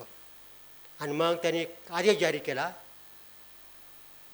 की तो आदेश आहे आता शेवटच्या अंतिम सूरमध्ये. पहिल्याची सूरं, अंतिम सूरं. आता हे बघायचं. ते असे आहे, सांगण्यात येत आहे की येथील अनक्षरवाद्यांनी, मूर्तिपूजकांनी 4 महिन्याच्या आत, पवित्र महिने आहेत, लढाई करता येत नाही म्हणून 4 महिने दिलेत, ताबडतोब अरबस्थान सोडून जावं. नसेल तर हे मुसलमान हो त्यांना ठार करा. हे 9व्या सूरमधले 1 ते 6 नंबरच्या आयत आहेत. सगळ्यांनी इस्लामचा स्वीकार केला. अरबस्थानमधलं मूर्तिपूजा सगळी 10 वर्षात संपली. हे कसं झालं? हे चरित्र पैगंबराचं आहे. मृत्यूशमी 3 आदेश देऊन ठेवले ह्यांनी. त्यातला एक आदेश आहे, ज्यू आणि ख्रिश्चनाला अरबस्थानात राहू देऊ नका. त्यांचे नंतरचे खलिफा पहिले अबू बकर ह्यांनी सगळ्याला हाकलून दिलं. तेव्हापासून तिथं ज्यू नाही, ख्रिश्चन नाही की कुणीच नाही. पण अल्लाने दिला होता हा इस्लाम अरबस्थानसाठी नाही, सगळ्या जगासाठी, मानवासाठी. मग आता जग जिंकलं पाहिजे, त्याशिवाय हा इस्लाम पसरणार नाही. म्हणून लगेच सैन्य तयार केलं पैगंबरांनी. ओसामा सेनापतीच्या हातात सैन्य 10,000 दिलं, जा आता सिरिया जिंका. मग पर्शिया, मग रोमन, मग भारत, काय पुढे लंब लागणं होता माहीत नाही. आणि ते बाहेर सैन्य गेलं, झेंडा दिला की हे आजारी पडले आणि 632 साली मृत्यू पावले. ते सैन्य परत आलं. त्यानंतर पहिल्या खलिफाने तेच सैन्य पाठवलं. त्यांनी सिरिया जिंकला, पर्शिया जिंकला. आणि पुढच्या 28 वर्षामध्ये 4 खलिफाच्या काळात आदर्श खलिफा, त्यापैकी 2 सासरे आहेत, 2 जावई आहेत, एक जावई डबल जावई आहे. हे आदर्श 4 खलिफा यांनी 632 ते 658 म्हणजे 26 वर्षामध्ये आताचं असणारं सगळं मुस्लिम जगत जिंकून दाखवलं आहे. पार अगदी रोमन साम्राज्य, पर्शियन साम्राज्य सगळं खलास करून लावलेलं आहे. हे थोडक्यामध्ये हा इतिहास सारा कुराणात आलेला आहे. हे तुम्हाला कुराणात समजणार नाही. चरित्र पैगंबराचं वाचलं पाहिजे म्हणून मी काही टप्पे तुम्हाला सांगितले. आता इस्लामची शिकवण काय मुळात? इस्लामचे 5 स्तंभ आहेत. इथं स्तंभ दिसत नाही आहेत. 5 स्तंभावरती इमारत उभी टाकलेली आहे. 5 स्तंभापैकी एक स्तंभ आहे श्रद्धा, दुसरा आहे नमाज, तिसरा आहे जकात म्हणजे धर्मदान, चौथा आहे रोजा, 5वा आहे हज यात्रा. हे 5 स्तंभावरती इस्लाम उभा आहे. यातली पहिली श्रद्धा फार महत्त्वाची आहे. नमाज, जकात वगैरेचा तपशील देत नाही, पण ते मुस्लिमांनी केलं पाहिजे. पण न केलं तरी त्याचं मुस्लिमत्व जात नाही. 5दा नमाज पडलं पाहिजे, नाही पडला तरी अल्लाह बघून घेईल का पडला नाही, त्याला कारण असलं तर क्षमा. जकात दान दिला पाहिजे, 2.5% ते नाही दिलं तर हरकत नाही, 1000 जाणे शक्य तर हरकत नाही. तेव्हा 5 हे अनिवार्य आहेत, पण अति अनिवार्य नाहीत. श्रद्धा मात्र अनिवार्य आहे. श्रद्धा ठेवायची 5 गोष्टीवर. 1, अल्लाह एकच आहे. ते एका अल्लाह हे देवाचं नाव आहे, त्याचं भाषांतर होत नाही. श्रीकृष्णाचं भाषांतर ब्लॅक असं होत नाही. अल्लाह एका देवाचं नाव आहे. इलाह म्हणजे देव. अल लावला की अल्लाह होतो, मग तोच देव होतो. किताब म्हणजे पुस्तक, अल लावलं की अल किताब म्हणजे कुराण. इस्लाम म्हणजे शांतता, मागं अल इस्लाम म्हणला की तोच धर्म. इस्लामचं नाव इस्लाम नाही, अल इस्लाम आहे. आपण अल बोलतच नाही आहोत. अल इस्लाम तीच शांतता म्हणजे धर्माचं नाव झालं. तसं अल्लाह हा विशेष नाम आहे. श्रद्धा ठेवा एक मात्र अल्लावर. श्रद्धा क्रमांक 1. 2, अल्लाचं स्थान 7व्या स्वर्गात, तिथून पाठवतो देवदूत संदेश देऊन इकडं आपल्याकडं. त्या देवदूतावर श्रद्धा ठेवा असतो म्हणून क्रमांक 2 श्रद्धा. तो संदेश देतात एका माणसाला, त्यांचं नाव मोहम्मद बिन अब्दुल्ला आहे, माणूस आहे. त्याला संदेश देतात. हे प्रेषित आहेत, संदेश घेणारे आणि देणारे मानवाला हे प्रेषित अल्लाहचे आहेत, मान्य करा. आणि अंतिम प्रेषित आता होणार नाहीत पुन्हा, हे मान्य करा. श्रद्धा क्रमांक 3. तो संदेश तोंडी नाही, लेखी दिलेला आहे, त्याचं नाव कुराण आहे. ह्या कुराणावरती श्रद्धा ठेवा. श्रद्धा क्रमांक 4. आणि एका दिवशी हे सगळं जग बुडणार आहे आणि जायचं अल्लाकडं. एक अंतिम निर्णय दिन येणार आहे, आखिरत, कयामत. त्या दिवशी अल्लाह विचारणार आहे तुम्ही काय करत होता, आणि मग नरकात कुंडला स्वर्गात कुंडला त्या दिवशी घडणार आहे. अशा दिनावर श्रद्धा ठेवली पाहिजे. श्रद्धा क्रमांक 5. ह्या 5 श्रद्धा अलग अलग नाहीत, एकाच श्रद्धेच्या अविभाज्य भाग आहेत. ह्या 5ही श्रद्धा मिळून श्रद्धा म्हणतात. अल्लावर श्रद्धा म्हटलं की 5 श्रद्धा आल्या. यातली एक श्रद्धा जरी हे 5 श्रद्धा मानतो तो श्रद्धावान म्हणजे मुसलमान. कुराणामध्ये मुस्लिम शब्द फारसा नाहीच आहे. इमानधारक आहे, बिलिव्हर आहे म्हणजे श्रद्धावान. 5 श्रद्धा ठेवतो तो श्रद्धावान. आता यातला समजा तर एक जर श्रद्धा पाळली नाही तुम्ही श्रद्धाहीन होता, ती साखळी तुटते. अल्ला मांडला नाही तर सगळं संपलं. देवदूत मांडला नाही मग सध्या आणलं कोण? मोहम्मद प्रेषित मांडला नाही तर दिला कुणाकडं? कुराण मांडला नाही तर संदेश आहे कुठं? आणि शेवटचा निर्णय मांडला नाही तर भीती उरणारच नाही. 5 श्रद्धा एक जीव आहेत, यातली एक जरी श्रद्धा ठेवली नाही तरी श्रद्धाहीन होतो. नास्तिक याचा अर्थ श्रद्धाहीन असा नाही. काढून टाका डोक्यातनं. नास्तिक हा प्रकार हिंदूंचा आहे. तिथं श्रद्धाहीन श्रद्धावान मानव जातीचे 2 त्यांनी प्रकार पाडलेले आहेत कुराणानं अल्लानं. एक श्रद्धावान, दुसरे श्रद्धाहीन. कुराण जागोजाग म्हणतं अल्ला प्रेम, अल्लाचं प्रेम करतो श्रद्धावानावर. काय काय? प्रेम, दया, कृपा, मार्गदर्शन, इहलोकी सुख, परलोकी स्वर्ग, युद्धामध्ये विजय, मार्गदर्शन, काय पाहिजे ते द्यायला तयार आहे. श्रद्धाहीनाला याच्या नेमकं उलटं. हे सांगलेच पाहिजे असं नाही सगळे शब्द सगळे, पण एक सांगतो. मार्गदर्शन करतो श्रद्धाहीनाला अल्लाह, उलटं आहे मार्गभ्रष्ट करतो श्रद्धाहीनाला हिनाला. नको करू मार्गदर्शन, मार्गभ्रष्ट करतो. मार्गभ्रष्ट करतो. सरळ चालला हा माणूस, त्याला मार्गभ्रष्ट करतो. ते कराकरता शैतान ठेवलेत, आपल्या सगळ्या शैतान ठेवले ते मार्गदर्शन भ्रष्ट करायला, आणि चांगला मार्ग दाखवायला प्रेषित ठेवलेले आहेत. तेव्हा मानवाची विभागणी होते श्रद्धाहीन आणि श्रद्धावान. श्रद्धाहीन म्हणजे श्रद्धा नसणारा. अरबीमध्ये म्हणतात श्रद्धा नसणारा, ह्याला अरबी शब्द काफिर असा आहे. ते काफिर शब्द माझ्या पुस्तकात सापडणार नाही, कारण श्रद्धाहीन हा शब्द सगळ्या कुराणामध्ये आहे. अशा प्रकारे या सगळ्याची इस्लामची मुळी अशी शिकवण आहे. आता इस्लामचा प्रचार करायचा आपल्याला, जगभर जायचं आपल्याला, तर इस्लाम प्रचार करायचे 3 मार्ग आहेत. एक, सांगायचं तुला मेल्यानंतर नरकाग्नी आहे, नरकात नक्की जाणार आहे. ते नरकाग्नीचं वर्णन एवढं भयानक आहे की ते थरका फुटेल माणसाचा. की किंवा नरकाग्नी नको म्हणून तो श्रद्धावाने बनेल एखाद्या वेळेस. आणि स्वर्गाचं वर्णन तर आहे इतकं भारदार आणि सुंदर आहे की अनेकाला श्रद्धावर व्हावं वाटेल, स्वर्गात जावं वाटेल. हे नरक आणि स्वर्ग यांची आनंद वार्ता आणि भीती हा धर्मप्रचाराचा पहिला मार्ग आहे. नरकाग्नात जाल तुम्ही, हे बौद्धिक प्रचार आहे. मक्का काळात झालेला आहे. नरकात जाल तुम्ही, इस्लाम स्वीकारा. हा काही बोट जबरदस्ती नाहीच आहे, कारण मक्केमध्ये जबरदस्तीचा प्रश्नच नाही, कारण ह्याचेच लोक कमी आहेत, त्यांनाच राहता येत नाही ते. तर हा एक झाला प्रचाराचा भाग. कुराणामध्ये 1590 आयाती, एकूण आहेत 6239. ते मोजं सोपं आहे कारण ते आकडे आहेत. त्यामध्ये आम्ही मोजले किती आयातीमध्ये स्वर्ग नरकाचे उल्लेख आहेत. त्याची संख्या 1590 आहे, पुस्तकात दिली आहे. हे 25% आसपास भाग होतो. 25% भाग कुराण हा प्रचार करतं की स्वर्गात तुम्ही आधारात श्रद्धावान तर स्वर्ग आहे, नाही तर नरक आहे.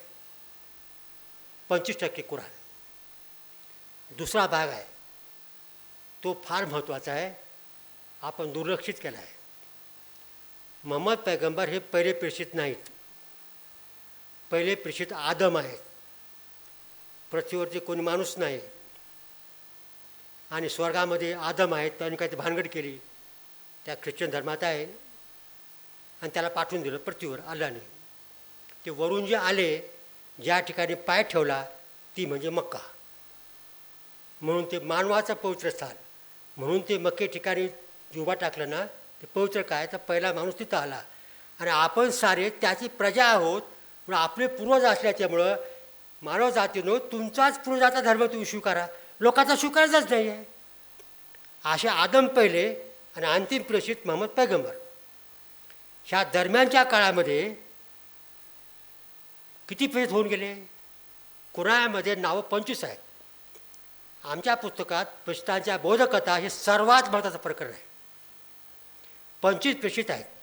आदम पहिले प्रेषित सोडून दिले आम्ही, शेवटचे सोडून 25. आणि शेवटचे म्हणजे येशू, त्याच्यापूर्वीचे मोसेस आणि लागते असे प्रत्येकाची शिकवण आल्या कुराणामध्ये. त्या शिकवणीसाठी कुराणातल्या आयाती गेल्यात 1890. 29% कुराणातल्या आयाती बोधकथा पूर्वप्रेषिताच्या सांगण्यासाठी खर्च झाल्यात. नरकाग्नीची भीती आणि बोधकथा पूर्वप्रेषिताच्या याच्यासाठी 53% भाग गेलेला आहे. बोधकथा कोणत्या आहेत? बोधकथा हे आहेत की प्रेषित अनेक पाठवले. आदमचं ग्रंथ देऊन, आदमचा ग्रंथ माहीत नाही, कुणाला सापडत नाही, तर नूह प्रेषित आहेत. एक उदाहरणार्थ आता सांगतो 2-3 प्रेषित काय बोधकथा काय आहेत त्या, म्हणजे शिकवण काय ते कळतं. प्रेषित नूह आले, ते सांगत्या शिकवण मोहम्मद पैगंबराची शिकवण एकच आहे. एक अल्लाह आहे, मूर्तीपूजा करू नका, नाही तर नरकात जाल तुम्ही. आणि एक शिकवण आगाव आहे, जर तुम्ही माझं ऐकला नाहीत तर वैयक्तिकरित्या तुम्हाला नरकात जावं लागेल आणि तुमचा सारा समूह नैसर्गिक प्रकोप आणून अल्लाह नष्ट करून टाकील. असे नैसर्गिक प्रकोप आणायचे त्या बोधकथा आहेत. नूह आले, सांगायला लागले मला स्वीकारा, मी प्रेषित आहे. त्या 2028 ते 2040 पुढचा असा काळ त्याचा अंदाज दिलेला आहे. कोणात नाही, पण त्याच कारणाने सांगतात की मला मान्य करा. हे शेवटच्या प्रश्नासारखी शिकवण, ती सारी शिकवण इस्लामची समजायची आहे. ही प्रेषिताची शिकवण नवी नाही. पूर्वीच्या प्रेषिताची शिकवण शिक्कामोर्तब करून ज्ञानाकडे पाठवलेली आहे. तर मोहम्मद पैगंबर म्हणतात ते नव्हे, मोसेस म्हणतात ते, येशू म्हणतात ते, नूह म्हणतात ते, इब्राहिम म्हणतात ते. हे सगळे 25 प्रेषिताची शिकवण इस्लामची समजायची. आता नूह प्रेषित आले, सांगतायत, लोक ऐकत नाहीत, जा म्हणतायत, तू मूर्तीपूजा करतो म्हणतायत. मग सांगितलं आता सांगतो कुराणातल्या आयती, म्हणजे एक दोन आपण बोलताना बनाने काय ते आपण बोललो म्हणतील. तर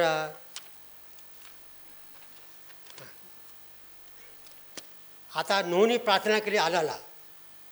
कुराणातल्या आयती आहेत, नंबर वाचत नाही, भाषांतर करून आणलं.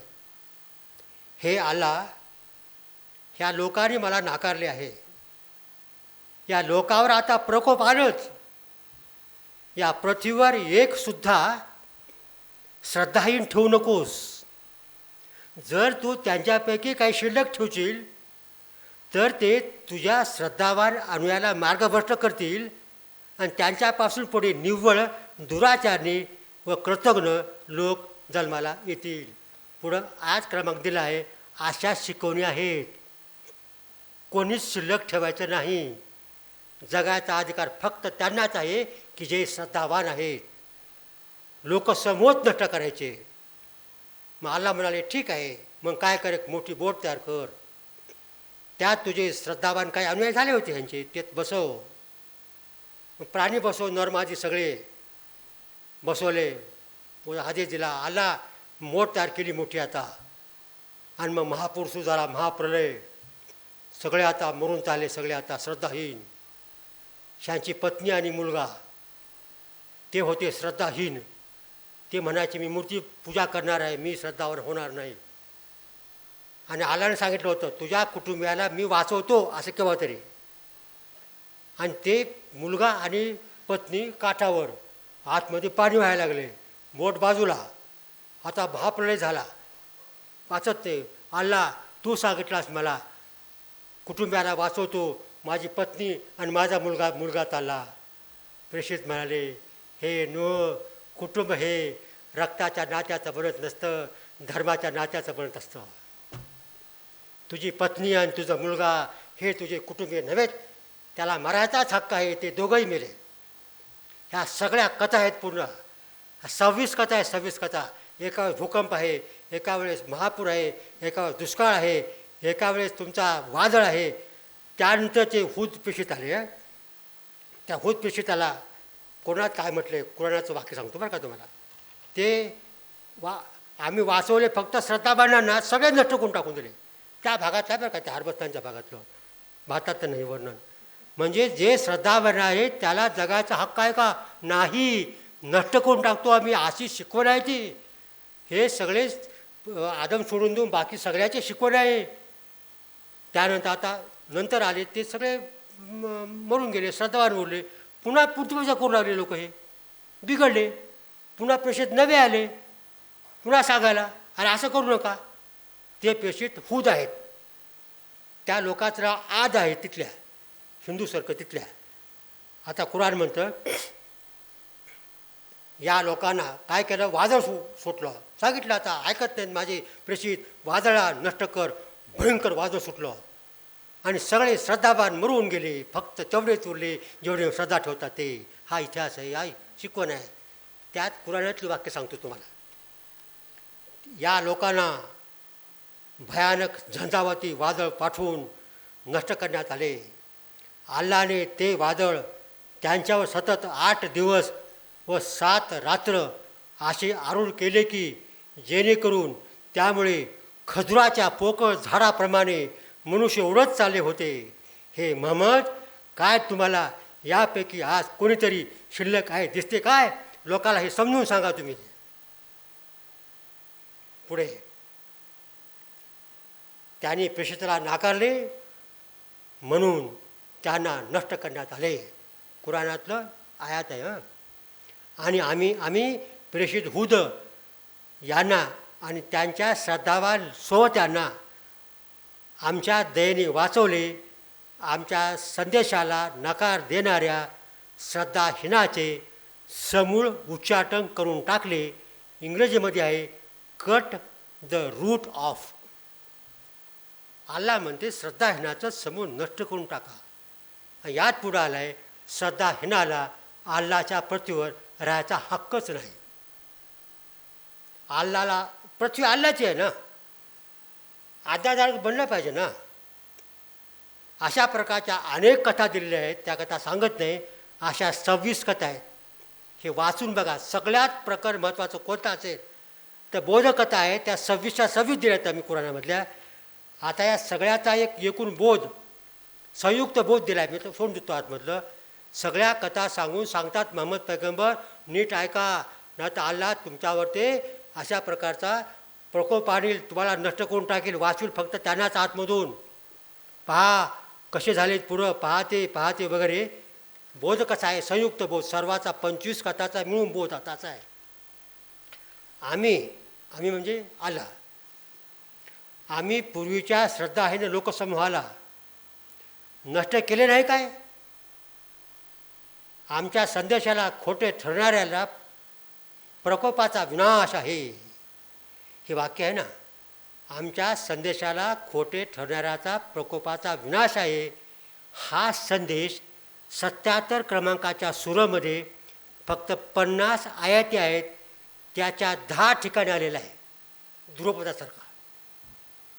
जे श्रद्धाहीन आहे त्याला राहायचा हक्कच नाही. अशा प्रकारची वेळ होतो, सांगत नाही. फक्त आता प्रश्न असा आला की जर असं असेल पुढा, हे सांगतात मोहम्मद पैगंबराला, तू सांगा कथा त्या जुन्या लोकांच्या, ते आता सोडून देतो बरं का, तुम्हाला वेळ होते, खूपच वेळ झाला. आता प्रश्न आला, माझ्या पुस्तकात मी लिहिलं श्रद्धाहीन लोकाला अल्लाच्या पृथ्वीवर राहायचा हक्क नाही.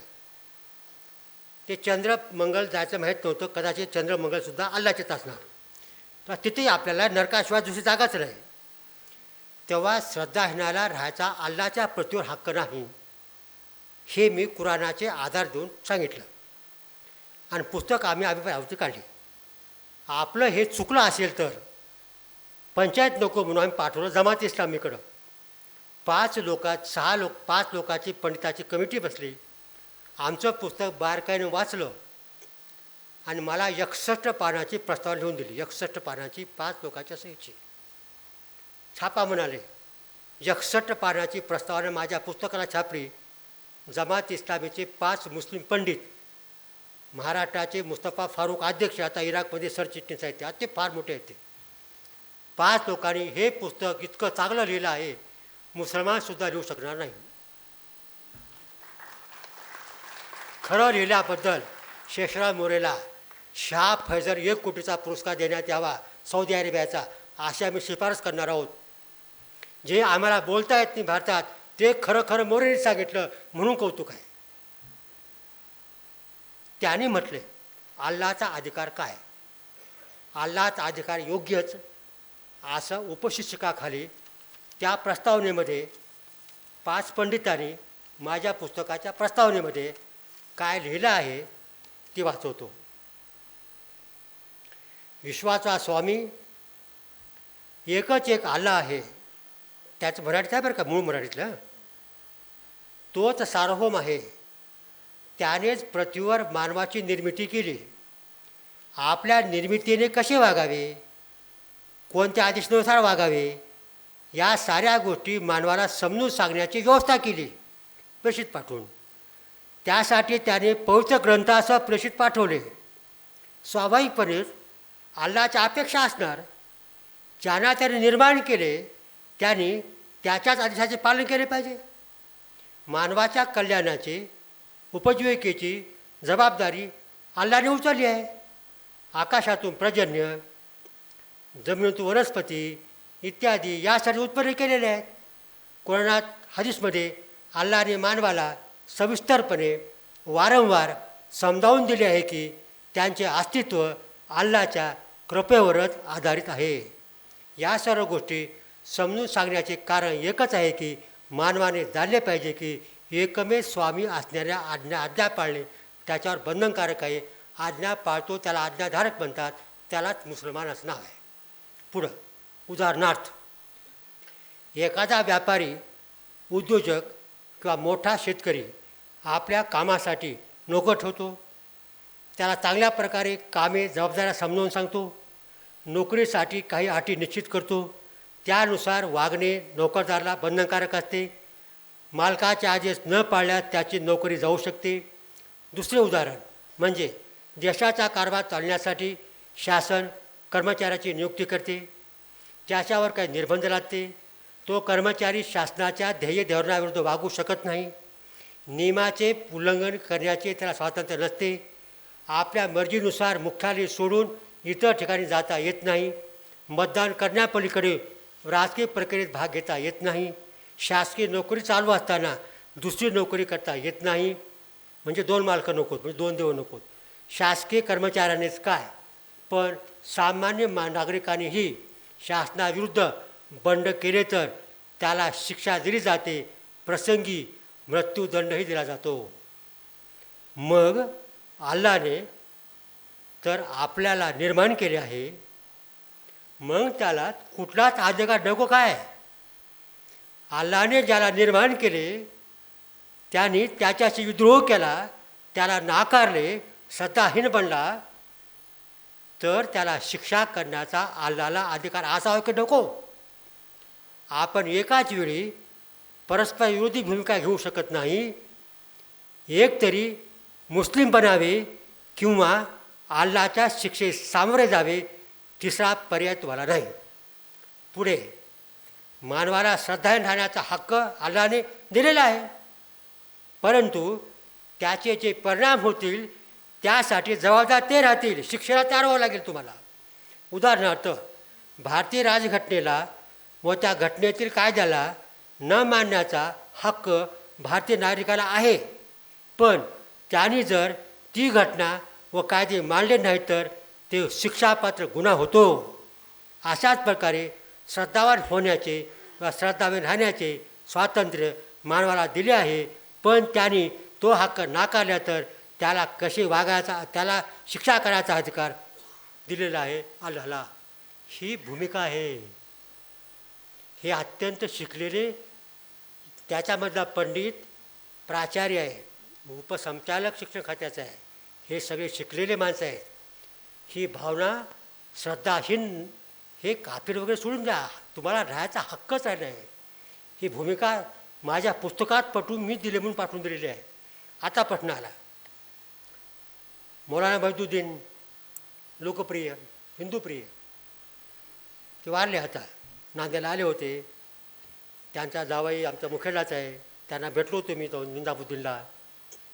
त्या सत्कार केला माझा बोलून नांदेडला आले होते तिकडं. ते म्हणतात असा जर प्रकोप आल्याचा असेल तर मका काळात काढला नाही. मका काळाचे लोक मानले नाहीत पैगंबरांना. आणायचा एखादा भूकंप नष्ट करून टाकायचा त्या सदाहनाला, त्याच्याऐवजी हिजरत करून गेले. अल्लानं प्रकोप का नाही आणला? काय प्रश्न महत्त्वाचा आहे. ह्याचं उत्तर दिले मौलाना फैजुद्दीन यांनी आताच्या काळात ह्या शतक 20व्या. त्यांनी म्हटलेलं आहे अल्लाने अनेक प्रेषित पाठवूनही जर लोकांनी त्याच्यावर श्रद्धा ठेवली नाही तर प्रेषित काहीही करू शकणार नव्हते. त्यानंतर त्यांना शिक्षा करण्याची जबाबदारी अल्लाने दिली होती देवदूताकडं प्रकोप आणण्याची. तथापि अंतिम प्रेषिताच्या काळात अल्लाने असा निर्णय घेतला की श्रद्धा ठेवणाऱ्यावर आता दैविक प्रकोप आणायचा नाही. त्याऐवजी ते आता अवतरणावर काही कोणाचे आहेत आहे ते इस्लाम स्वीकारपर्यंत त्यांच्याशी युद्ध करा. अवतरण बंद आयात क्रमांक 48-16 त्यांनी दिलेली आहे. तर काय करा, त्याच्याऐवजी ते इस्लामचा स्वीकार करेपर्यंत त्याच्याशी युद्ध करा असा आदेश प्रेषित व त्याचे सहकारी पाळणार होते. जे अद्यापही श्रद्धा ठेवणार नव्हते त्यांना अल्लाच्या ऐवजी मुस्लिमाच्या हातून तलवार देऊन शिक्षा केली जाणार होती. दुसऱ्या भाषेत सांगायचे म्हणजे ते जे शिक्षा करण्याचे काम प्रकोप आणून देवदूतांनी करायचे होते ते आता मनुष्याच्या हातून तलवार देऊन माणसं करणार होते. देवदूताच्या ऐवजी मुस्लिमाच्या हातून श्रद्धावानाला शिक्षा करण्याचा अल्लाचा लोकसमूहाला प्रमाणे लोकांना नष्ट करण्याचा बळी पडावे लागले नाही मक्क्याच्या लोकांना. त्याऐवजी प्रेषित त्यांच्या सहकार्यांना रणांगणावर युद्ध करावे लागले व त्यांना श्रद्धा शत्रूविरुद्ध लढताना श्रद्धावानांना अल्लाचे सहाय्य मिळाले व विजयी झाले. आणि म्हणून इस्लाम हा अरबस्थानमध्ये सत्ताधारी रुलिंग रिलिजन बनू शकला. श्रद्धा ठेवीत नव्हते त्यांना शिक्षा करण्याचे काम स्वतः मुस्लिमांनी करावे लागले. यासाठी त्यांना तलवार आणि इस्लामी राज्य दिलेलं आहे. ही उदारमतवादी सर्व पंथ समाधान मंचचे उद्घाटन करणारे उदारमतवादी ह्या मुस्लिमाची यांच्या 100 शिड्या 200 पुस्तकं आहेत. हे मन कसं घडलं आणि कुठं आहे तेव्हा आता देवदूत नाही, आता तलवार हातामध्ये घ्यायची. अशा प्रकारे या बोधकथा ह्या अतिशय महत्त्वाच्या आहेत. त्या काळजीपूर्वक वाचावेत. संदेश तुम्हाला मिळतो. तुम्हाला आता हल्ला करणार नाही काय. तर दुसरा प्रकार आता कुराणामध्ये काही चांगले आहे ते एक प्रकार आहे शांतता, बंधुता, सहिष्णुता, न्याय, सक्ती नसते वगैरे वगैरे खूप काही दिलेलं आहे. आमच्या पुस्तकात त्याचं 90% प्रकरण आहे. 90 पानं सगळ्या शांतता, बंधुता, सहिष्णुता, न्याय, टिंब टिंब टिंब. आता इस्लाम कसा शांततावादी आहे, सहिष्णुतावादी आहे, सक्ती करत नाही, तुमचा धर्म तुम्हाला, आमचा धर्म आम्हाला, असे सगळे आता मांडत आहेत. हिंदूला वाटते हो खरंच आहे. हे काय लिहिले सांगतो तुम्हाला. त्यातल्या एक आयात क्रमांक काही तुमचा धर्म तुम्हाला, माझा धर्म मला, तुमचा मी पाळत नाही, माझा तुम्ही पाळत नाही. अशाच एवढ्याच 6 आयतीची 109 नंबरची सूर आहे. 109 असल्याच्यामुळे शेवटी आले आहे पण ती क्रमांक 9ची आहे. मक्का काळात अजून थोडं बाहेर निघालेत प्रसार करायला. अजून अनुयायी 40 झालेले नाहीत. अबू तालिबकडे गेलेत. अबू तालिब बोलत आहेत त्यांना उत्तर देत आहेत की माझा धर्म मला, तुमचा धर्म तुम्हाला, माझा तुमचा पाळत नाही, तुमचा मी पाळत नाही. हे बोलत आहेत कुणाला? चुलत्याला. सांगितलं सुरुवातीला. हे आयात उद्धृत केल्या सर्वांनीच, इंजिनियरपासून आजील इंजिनियरपासून सर्वांनीच. इस्लाममध्ये तुमचा धर्म तुम्हाला, आमचा धर्म आम्हाला, एवढं स्वातंत्र्य कुठंच नाही जगामध्ये. हक्क प्रदान केलेला आहे श्रद्धाहीनाला श्रद्धाहीन राहण्याचा. इंजिनियर आजरा इंजिनियर मी म्हणालो ज्याला स्वतःचा धर्म पाळायचा हक्क उरला आहे ते दुसराचा हक्क कसे दाखवणार आहेत? हे केव्हा मिळाले आहेत? मका काळामध्ये अबू तालिब यांना चुलत्यांना उत्तर देताना तुमचा धर्म मी माझा धर्म मानणार आहे, तुमचा स्वीकारणार नाही, असं खणखण बोलण्यासाठी. दुसरं, धर्माची सक्ती नसते. आयात क्रमांक 2 256 प्रसिद्ध आहे. मॅग्ना चार्टा ऑफ रिलिजियस फ्रीडम याच्याच आधारावर युनोनं धर्मस्वातंत्र्य दिलेलं आहे अशी पुस्तकं लिहिले गेलेले आहेत. धर्माची सक्ती नसते ही सूर क्रमांक 91 आहे. 114 जे एकूण सूर आहेत त्यातले 90 सूर मक्का काळातले आहेत आणि 24 सूर मदिना काळातले आहेत. मक्का काळातल्या सूरामध्ये बळजबरी नाही, सक्ती नाही, लढाई नाही, शांतच अस्तित्व धोक्यात आलेलं आहे, प्रचार करता येत नाही, गुपचूप निघून जावं लागलेलं आहे, असा तो काळ आहे मक्का काळ. 90 सूरह प्रत्येक सूराच्या वर लिहिलं असतं मक्का काळ मदिना काळ, मक्का काळ मदिना काळ. मक्का काळातल्यामध्ये सहिष्णुता आहे, सक्ती करताच येत नाही, लढाई नाही, जिहाद नाही. त्या काळात बोलले ते धर्माची सक्ती पहिल्या आयतीमध्ये आहे. मक्का काळात त्या ताकद आलेली अजून 91 पहिले सूर आहे मक्का मदिन्यात गेल्यावर. धर्माची सक्ती नसते कारण सक्ती करताच येत नाही. पण सक्ती मला करता येते ते पण अल्लाह शिक्षा कदाच आहे तुम्हाला. तेव्हा हे सगळे जे दिलेले आयाती आहेत त्याचा संदर्भ कोणता आहे हे आपण समजून घेतलं पाहिजे. आजू कुराणामध्ये अनेक ठिकाणी आहे.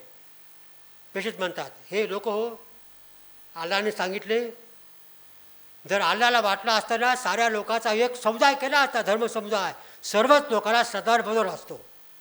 अल्लाहला काय करता येत नाही, सगळं करता येतं. प्रतिनिर्माण करतो, मेलेलं जिवंत करतो, नष्ट करतो. अल्लाह करत नाही असं काहीच नाही आहे. विनाकारण परिषद पाठवायचं, शिकवण द्यायची, हे भानगड करायचं वाटतं. सगळ्याला सांगायचं तू श्रद्धावर हो म्हणून. ताकद आहे अल्लाहकडं, का केली नाही? तर अल्लाहनं एक समुदाय बनवला असता पण केला नाही अशी आयात कुराणामध्ये आहे.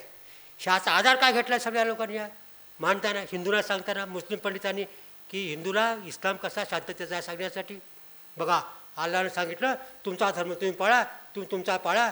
एक अल्लाहने केला नाही, त्याची इच्छा अशी होती अनेक धर्म असावेत, प्रत्येका धर्म पाळावा. या आयतीच्या पुढे लिहिलेलं आहे कुराणामध्ये. तुमचा अल्लाहनं सर्वाचा एक समुदाय धर्म, सर्वाचा धर्म एक केला नाही. अल्लाहने असं म्हटलं, निर्णय घेतला की आपण लोकांना बुद्धी द्यावी, अक्कल द्यावी, चांगलं काय वाईट काय ते सांगण्यासाठी प्रेषित पाठवावे. हा सरळ मार्ग आहे, हा वाकडा मार्ग आहे, हा स्वर्गात जाणारा नरकात जाणार आहे, हे प्रकोप होणार आहे, हा चांगला आहे, हे सांगण्यासाठी प्रेषित पाठवावेत. लोकांना इच्छेनं वाटलं तर नरकाकडे जावं का स्वर्गाकडे जावं, प्रकोप आणून घ्यावं का जिवंत राहावं, स्वातंत्र्य आहे तुम्हाला असं पुढं लिहिलेलं आहे. तिचा स्वातंत्र्य म्हणजे शिक्षा करून घेण्याचं स्वातंत्र्य आहे. सगळ्या आयती वाचा तुम्ही कुराणामध्ये. असं आम्ही एक प्रकरण लिहिले, 90 पाचं प्रकरण आहे ते. चांगल्या चांगल्या असणाऱ्या सगळ्या आयती गोळ्या केल्या तुम्ही कुराणामध्ये. तुमचा धर्म तुम्हाला पुन्हा अजून त्याच्यामध्ये केले की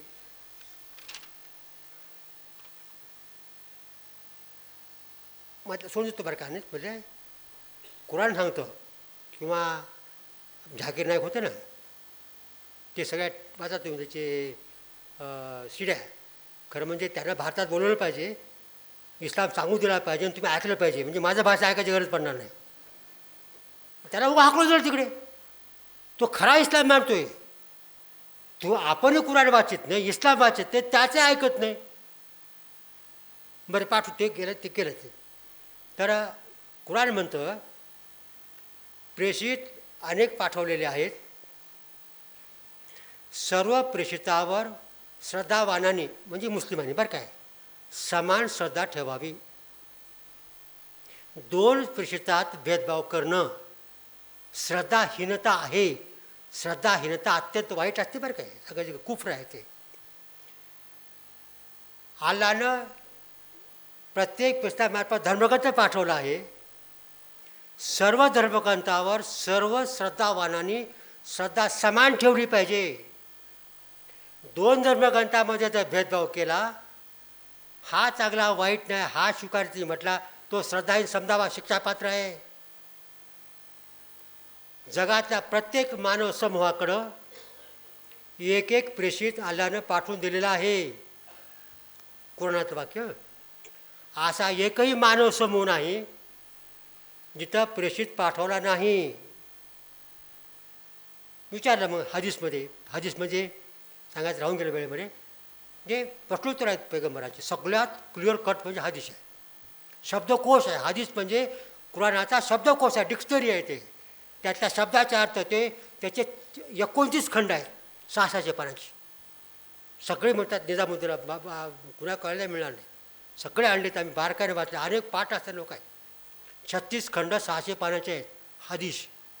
पैगंबराला काय बोललेत, उत्तर कोणती दिलीत, कुराणामधले आहे ते केव्हा मिळाले, शब्दाचे अर्थ कोणते दिले, अशा प्रकारचे त्या प्रकारच्या ते हदीसमधल्या त्या गोष्टी आहेत. तर आता प्रश्न असा आला पुढचा, सर्व प्रेषितावरती समानसुद्धा ठेवावे. मग म्हणाले, विचारले का आणि प्रेषित असे बरं अजून अजून आहेत कुराणामध्ये काही प्रेषिताची नावं तुम्हाला सांगितली आहेत, काहीची सांगितली नाहीत. नाव आहेत 25 शोधून काढली आम्ही. 25 नावं कुराणामध्ये आहेत पैगंबर शेवटचे सोडून, आदम धरून पहिले. काहीची सांगितलीत, काहीची सांगितली नाहीत, कुराणात आले. मग विचारलं अनुयायांनी, प्रेषित एकूण प्रेषित आले किती? मग प्रेषित म्हणाले 1,24,000. हा दिश आहे. 100% खरे मानतात जग सगळं, तुम्ही म्हणून उपयोगाचं नाही. म्हणजे भारताकडे सुद्धा प्रेषित आले असले पाहिजे. आणि मग आता सिद्धांत मांडला आहे सगळ्या शांततावादी इंजिनियरपासून झकिऱ्यापासून सगळ्याच लोकांनी भारतात सुद्धा प्रेषित पाठवले आहेत. राम, कृष्ण, गौतम बुद्ध, नानक नव्हे, नंतरचे आहेत ते, चारवाक नाव नाही मध्ये, ब्रह्मा, विष्णू, हे भारताकडे पाठले असणारच ना. 1,24,000पैकी कुराण सांगतं राम आणि महम्मद यांच्यात फरक करता कामा नये. सर्वाकडे धर्मग्रंथ पाठवला आहे.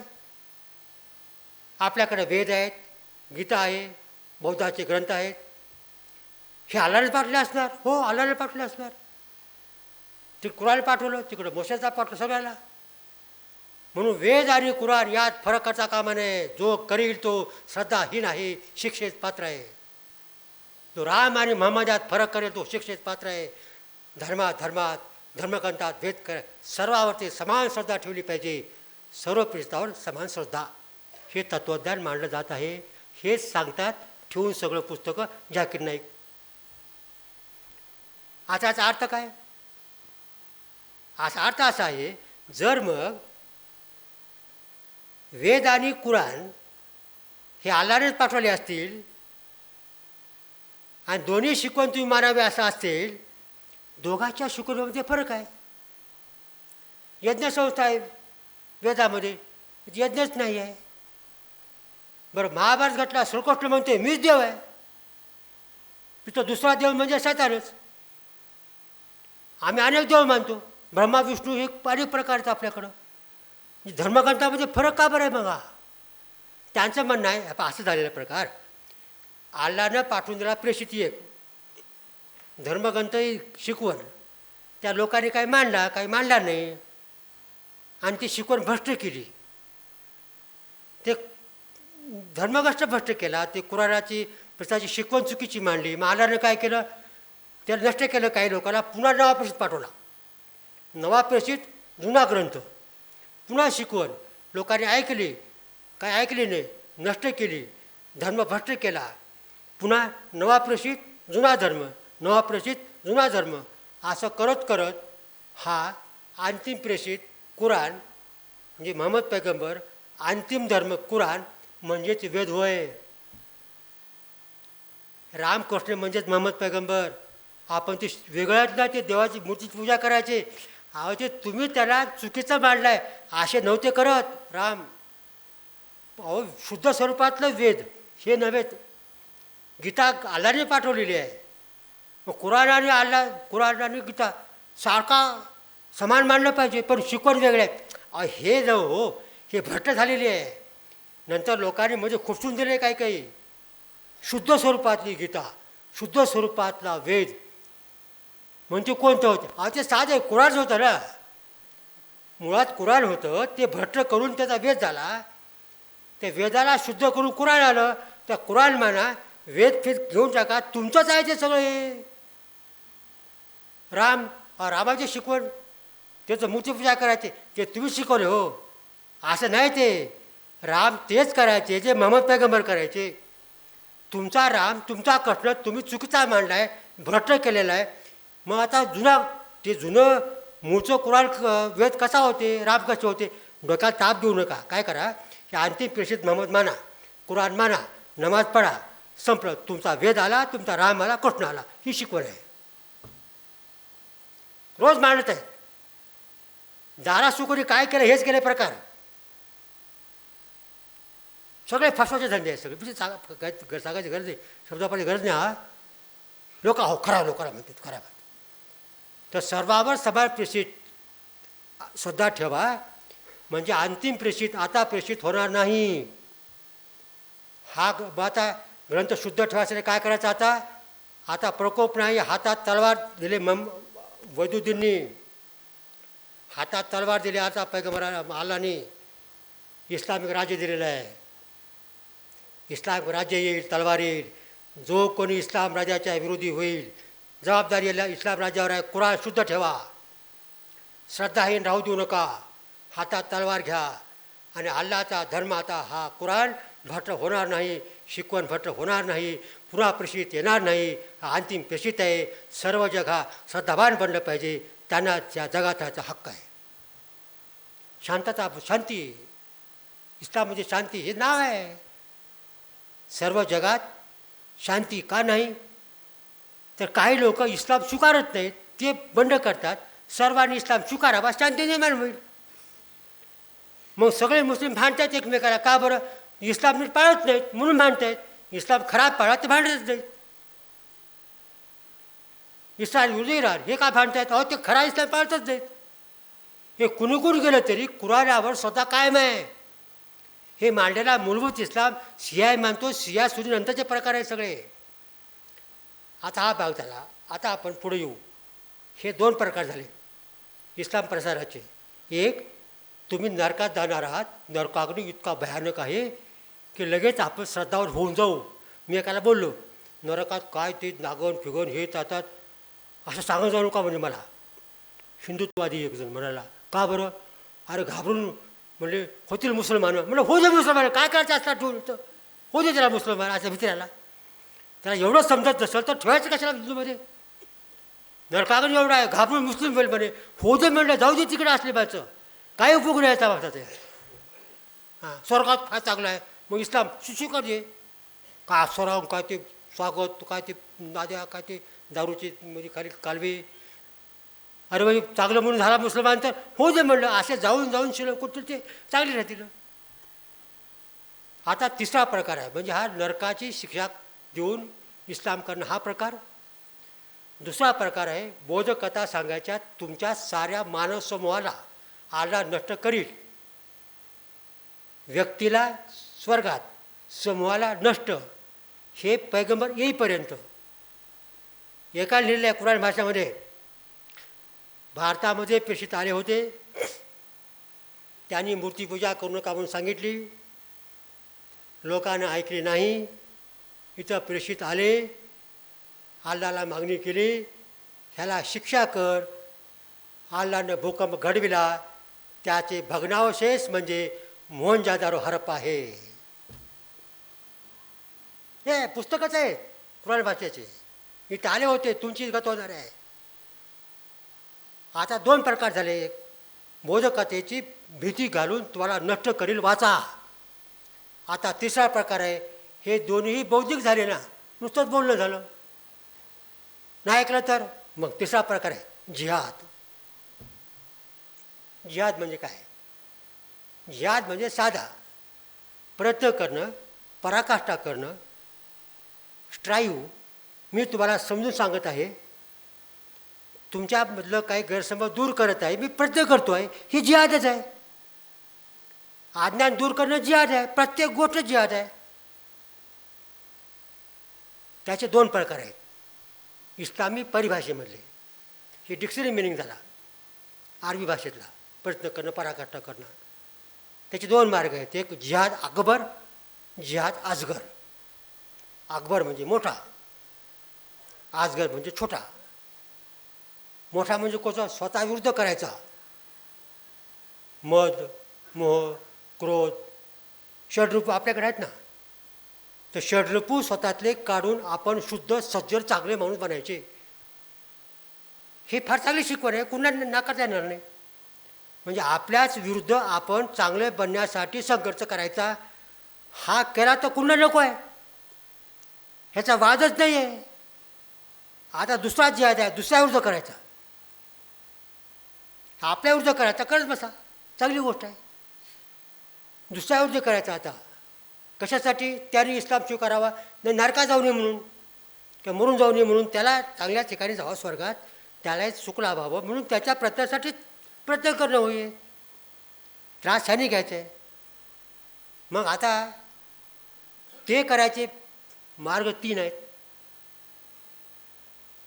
लोकांना पटवून सांगायचे की तुम्ही इस्लाममध्ये या. ही जिहाद म्हणजे प्रयत्न करणं. एक मनाने करायचा, मनानं, की हा मुसलमान झाला पाहिजे होता. बोलायचं नाही. राजा हा चूक करतोय, मग मौलवी म्हणतोय हा राजा चूक करतोय, हा औरंगजेब चूक करतोय, अकबर चूक करतोय, सरहिंदी तसंच हा चूक करतोय. पण मनात, बाहेर बोलायचं नाही, कारण ते राजा मारून टाकेल तुम्हाला. त्या मनातून सुद्धा करणं हा जिहाद आहे. दुसरा शब्दांनी करायचा, लेखी किंवा तोंडी.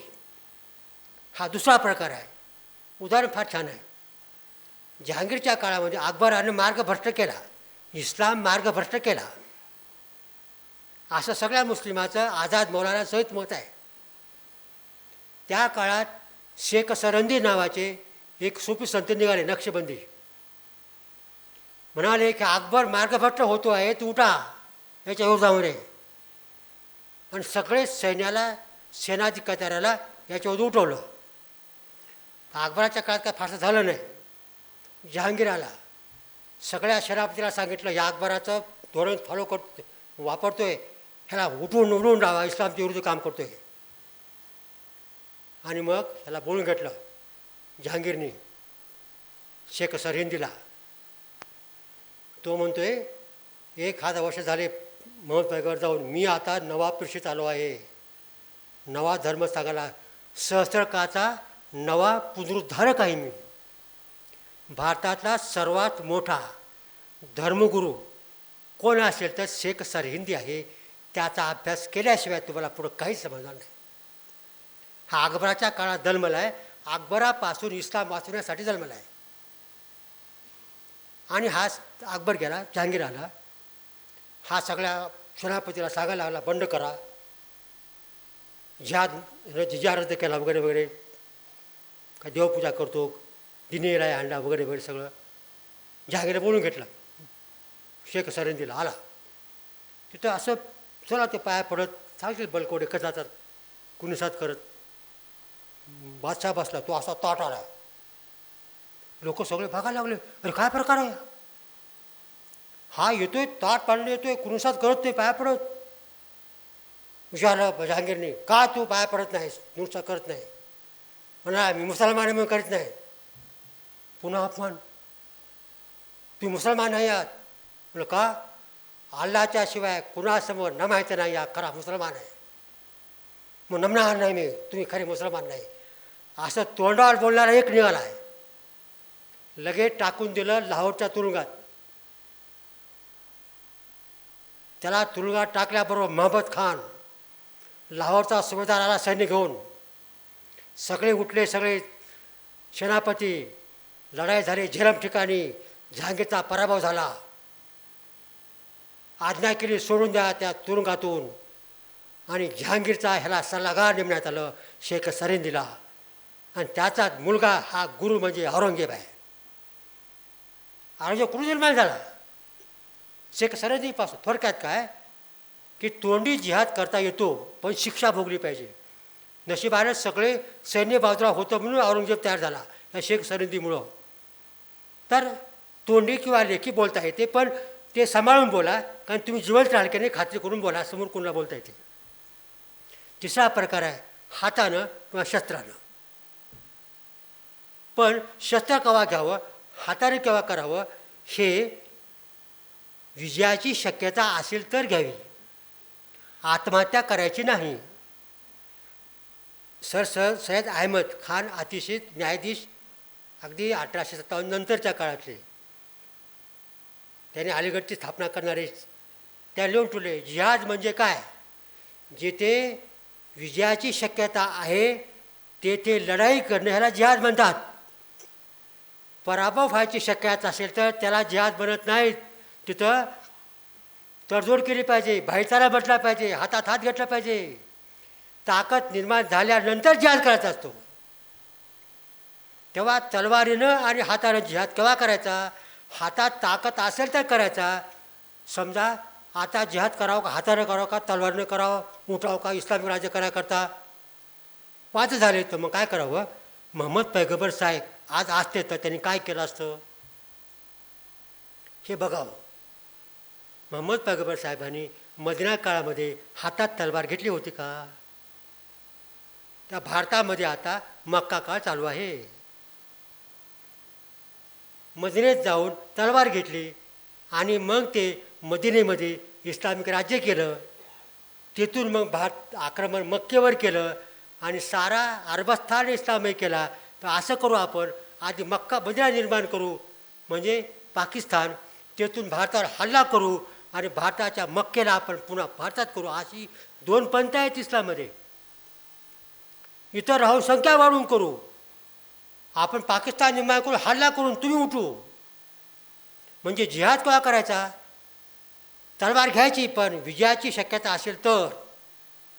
अशा प्रकारे जिहादचे सगळे प्रकार कुराणामध्ये. जिहाद फक्त येतोय मदिना काळामध्ये, मक्का काळात येण्याची शक्यताच नाही. आपल्याला सांगतायत का हे 90 सुरह, ज्याच्यामधला कोणताही जिहाद तलवारीच्या आधारे केलेला नाही. शब्दाच्या आधारे, प्रबोधनाच्या आधारे, वैचारिक पद्धतीनं, बौद्धिक पद्धतीनं, म्हणजे तुम्हाला प्रकोप आला नेमका नरकात झाला एवढंच बोलायचं, मारामाऱ्या करायचे नाही. कारण ताकदच नाही मारामाऱ्या करायला. मक्के जाऊन हळूहळू करून सगळं संपून टाकून दिलं. अशा प्रकारे हा जिहाद हा प्रकार. तिसरा प्रकार आहे धर्मप्रचाराचा इस्लामच्या. आता भारतामध्ये हा तुमचा जिहादाबद्दल अजून एक गोष्ट सांगतो तुम्हाला. महम्मद पैगंबर वारताना त्यांनी ते सैन्य पाठवलं ओसामाचं, ते वारले. पहिल्या खलिफानी ते सैन्य पाठवून दिलं. 4 खलिफाच्या काळामध्ये आताचं जग सारं इस्लामिक जगत पहिल्या 28 वर्षामध्येच इस्लामिक बनलेलं आहे. हे चमत्कार आहे. यानंतर काही गोष्टी आहेत. सदाचार एक राहून गेलं म्हणून सांगतो तुम्हाला. म्हणजे आझाद मौलानांनी आपल्या कुराण भाषामध्ये काय गडबडी केल्या. आता आपण कुराण भाषा वाचलं की आझादांचं. आझादांनी फार सारे धर्म सारखे सांगितलं, ते वाचू दे बघा कुराण भाषा. आझादाचं म्हणणं काय आहे ते 1-2 वाक्य सांगतो फक्त. कुराणामध्ये एक असं वाक्य आलेलं आहे आयात, जे श्रद्धा ठेवतात आणि सत्कर्म करतात त्याला अल्लाह देतो मोबदला. Those who do believe and do the good work चा रिवॉर्ड फ्रॉम अल्लाह. मग तुम्ही सत्कर्म करा, तुम्हाला मोबदला मिळते. पण पहिलं काय, दोज हू डू बिलीव्ह, अल्लावर श्रद्धा आधी ठेवायची. अल्लाह सांगते ते सत्कर्म, तुम्ही म्हणता होते नव्हे. तसं केलं तर अल्लाह मोबदला देईल. अल्लाहलाच म्हणते तुम्ही, तो मोबदला कसा देईल बरं तुम्हाला. तर श्रद्धा आधी ठेवा, मग सत्कर्म करा. कुराण म्हणतं सत्कर्म तेच आहे जे कुराण सांगतं ते. कुराण सांगत नाही ते सत्कर्मच नाही. उदाहरणार्थ दारू पिऊ नये, कुराण सांगतो. मी दारू पित नाही, मग मला आला मोबदला देईल का. मला स्वर्गात जायचा किंवा ह्या जावी चुकी राहायचा तरी नाही, तुम्ही दारू का पित नाही ते सांगा अगोदर. मी म्हणालो काय होते, काय म्हणाले की आज गांधी जयंती आहे त्यामुळं दुकान जवळची बंद आहे, दारूच मिळत नाही, पित नाही. डॉक्टरांनी सांगितलं मला दारू पिलास की तुझं आजार खराब होतं, मरतोस तू. आमचा पोलीस इन्स्पेक्टर, दारूबंदी आहे आमच्याकडं, पोलीस इन्स्पेक्टर फार खतरनाक आहे, ते अटक करले मला म्हणून दारू पित नाही. असले कारणं चालणार नाही. तर अल्लानं सांगितलंय दारू पिऊ नको, त्याची आज्ञा मोडली तर मला अल्लाच्या शिक्षेचं भय आहे म्हणून दारू पित नाही. असं दारू पित नसेल तर मोबदला मिळतो. अनाथाला दान देतो, कोणात लिहिलेलं आहे, मी दिला अनाथाला दान, द्या मोबदला मला. अल्ला म्हणते दान का दिला ते सांग अगोदर. मी म्हणलं खूप पैसे, नोकरी होती मोठी, खूप पैसे कमवले सरकारचे, खूप झाले, दान देऊन टाकलं. म्हणलं परलोकात चांगलं होईल, देऊन टाकलं दान. असं काय, अशा कोणत्या, तो गरीब होता त्याला पोटाला मिळवून दिलं, हे कारणं चालणार नाही. अल्लानं सांगितले अनाथाला दान द्या म्हणून दिलं, न दिलं तर अल्ला शिक्षा करेल भय आहे म्हणून दिलं तर त्याला मोबदला मिळतो. सत्कर्म म्हणजे तेच कर्म होय, अल्लानं सांगितलेलं कुराण हदीसमध्ये ते सत्कर्म आहे. विचार आहे हदीसमध्ये पैगंबर साहेबांना, प्रश्नोत्तर फार फारच सुंदर आहेत. प्रेषित, सत्कर्म म्हणजे काय सांगा. सर्वोत्कृष्ट, what is the best good deed इंग्रजीमध्ये. प्रेषित म्हणाले अल्ला एकच आहे, दुसरा देव नाही, हे मानणं सर्वात मोठं सत्कर्म आहे. तेवढंच कर्म आहे सगळ्यात मोठं. सदाचारी माणूस कोण आहे, जो अल्लावर श्रद्धा ठेवतो, दुसरा देव मानित नाही, तो सदाचारी आहे. न्याय अन्याय, कुराणामध्ये न्यायाची प्रस्थापना करा. कुराणात अनेक वाक्य आहेत. अन्याय करू नका, अन्याय अल्लाला पसंत नाही. बघा किती कुराण न्यायाचा पक्षकार आहे. विचारलं त्यांच्या प्रेषिताला, हदीसमध्ये आहे, पैगंबर साहेब अल्ला सांगतो अन्याय करू नका, अन्याय म्हणजे काय, अल्लाशिवाय दुसरा देव मानणं हा सर्वात मोठा अन्याय आहे. दुसरी व्याख्याच नाही. सगळ्यात मोठं वाईट कोणतं काम कोणतं, सर्वात मोठा गुन्हा कोणता, सर्वात मोठा अपराध कोणता, एकाशिवाय दोन देव मानणं हा सर्वात मोठा अपराध आहे. अनेक शहरासारखा दुसरा गुन्हा कोणताच मोठा, सर्वात मोठा गुन्हा कोणता असेल तर एकापेक्षा दोन देव मानणं, अनेकशरवाद हा सर्वात मोठा गुन्हा आहे. सगळी परिभाषा पुन्हा अल्लाच्या श्रद्धेवर त्यांनी सांगितलेल्या शिकवणीवर येऊन ठेपते, जातच नाही पुढे कुठे तुम्हाला. आता हे सगळं केल्यानंतर हा इस्लामचा जो पसरला, हा कसा पसरला या बाबतीत तुम्हाला दोघांचे फक्त पण अजून एक जिजिया सांगतो बरं का, राहून गेलं, किती बोललं तरी संपणार नाही आहे. कुराणामध्ये जिजियासंबंधी एकच आयत आहे, सूरा क्रमांक 9 आयात क्रमांक 29. दुसरी आयात कुराणामध्ये नाही. ह्याच आयतीचं स्पष्टीकरण असंच कुराणात हदीसमध्ये आहे. त्यात लिहिले, ग्रंथधारकाशी तोपर्यंत लढा जोपर्यंत ते श्रद्धावान होणार नाहीत किंवा मांडलिक बनून जिजिया देणार नाहीत. म्हणजे त्यांना धर्म पाळता येईल, कारण ते एकेश्वरवादी आहेत, मूर्तीपूजक नाहीत, त्यांचा अल्ला तेही मानतात, पण मांडलिक बनून जिजिया द्या, त्यांना परवानगी आहे. हिंदूला जिजिया घेण्याची सवलत कुराणामध्ये नाही. म्हणजे जिजिया म्हणजे कर द्यायचा राजाला आणि माझा धर्म पाळायचा, माझ्या धर्मात अल्ला मानायचाच नाही, हा तर गुन्हा आहे. म्हणजे अल्लाला न मानण्याचा तुम्हाला हक्क अल्ला कसा बरं देईल. म्हणजे भारताची घटना मानायची नाही, हक्क तुम्हाला कसा देईल. तर अशा प्रकारचा जो जिजिया आहे तो अनेकशरवादाला लागू नाही. हे दोन पर्याय आहेत ग्रंथधारकाला की जे एकच देव मानतात, मूर्तीपूजा मानित नाहीत, एकेश्वरवादी आहेत, ते म्हणजे मुख्य धर्म म्हणजे ज्यू आणि ख्रिश्चन, त्यांना मांडलिक बनवा त्यांच्याकडनं जिजिया घ्या आणि प्रार्थना करू द्या, त्यांना राजकारभारामध्ये हक्क मिळणार नाही. आणि जे दोन देव मानतात त्याला एकच पर्याय मृत्यूदंड, दुसरा पर्यायच नाही. जिजिया घेतला औरंगजेबानं, हे आपल्यावर केली कृपा आहे. अनेकांनी सांगितले जिजियाचा पर्याय देऊ नका. 4 पंथ आहेत सुन्नीमध्ये, हनाफी, हंबाली, शाफी आणि मालकी. हनाफी जिथं जास्ती बहुसंख्याक गैरमुसलमान आहेत, अल्पसंख्याक हिंदू आहेत, तिथं लागू होतो. ते हनाफी परंपरेत सांगितलं भारतातल्या सर्व हिंदूंना मुस्लिम करणं शक्य नाही, त्यांना ठार करणं शक्य नाही. मग काय करा, त्यांना करून जिजिया घ्या आणि मांडलिक बनवा. त्यांचा काय धर्म पाळायचे ते पाळू द्या. वाटलं तर सरदारक्या द्या, वाटलं तर त्याच्या मुली करा. अशा प्रकारे भारतात दिलेली अत्यंत चांगली तुमच्यावर केलेली मेहरबानी आहे औरंगजेबानं. सांगितलं अनेकाने करू नका म्हणून, ते म्हणले आता शक्यच नाही भारतामध्ये.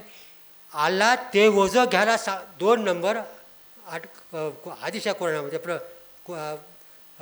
आयात आहे. आला ते ओझं तुम्हाला घ्यायला सांगत नाही जे तुम्ही सहन करत नाही. भारतातल्या साऱ्या हिंदूला मुस्लिम करणे शक्य नाही. अल्लाने सांगितले की ओझं सहन होत नाही, तो थांबा, ताकद निर्माण करा, नंतर करा, आता थांबा, आत्महत्या करून घेऊ नका. तर जिजिया ही कृपा आहे, जिजिया हिंदूला लागू नाही. हिंदूला मृत्यूदंडच हा पर्याय आहे, इस्लाम मृत्यूदंड. भारतात त्याला शक्य झालं नाही. हा ह्याचा जिजियाचा भाग घेतला तुम्हाला. आता हा इस्लाम जगभर पसरला, ह्याचा गौरव कसा करतात ह्याचे 2 पंडितांची उदाहरणं, त्यांचेच वाक्य वाचून दाखवतो तुम्हाला. त्यातले आहेत पहिले न्यायमूर्ती आमीर अली, भारतातले पहिले उच्च न्यायालयाचे न्यायमूर्ती ब्रिटिश काळातले. सर्वात त्यांचं स्पिरिट ऑफ इस्लाम पुस्तक अतिशय गाजलेलं, ह्याचाच प्रभाव साने गुरुजीवर पडला. तर स्पिरिट ऑफ इस्लाम म्हणणारे न्यायमूर्ती असणारे आमीर अली यांनी स्पिरिट ऑफ इस्लाम ग्रंथामध्ये काय म्हटलं आहे इस्लामच्या विजयाविषयी. शतक 19 ते 1906च्या आसपास होते. भाषांतर बरोबर केले गुरुद्वारा. प्रेषितांनी निर्माण केलेले हे इस्लामचे आंदोलन, त्यांच्या अनुयायांनी विजी मोहिमांच्या लाटावर, म्हणजे पुढच्या काळात बरं काय, लाटावर स्वार होऊन जगाच्या एका टोकापासून दुसऱ्या टोकापर्यंत नेले.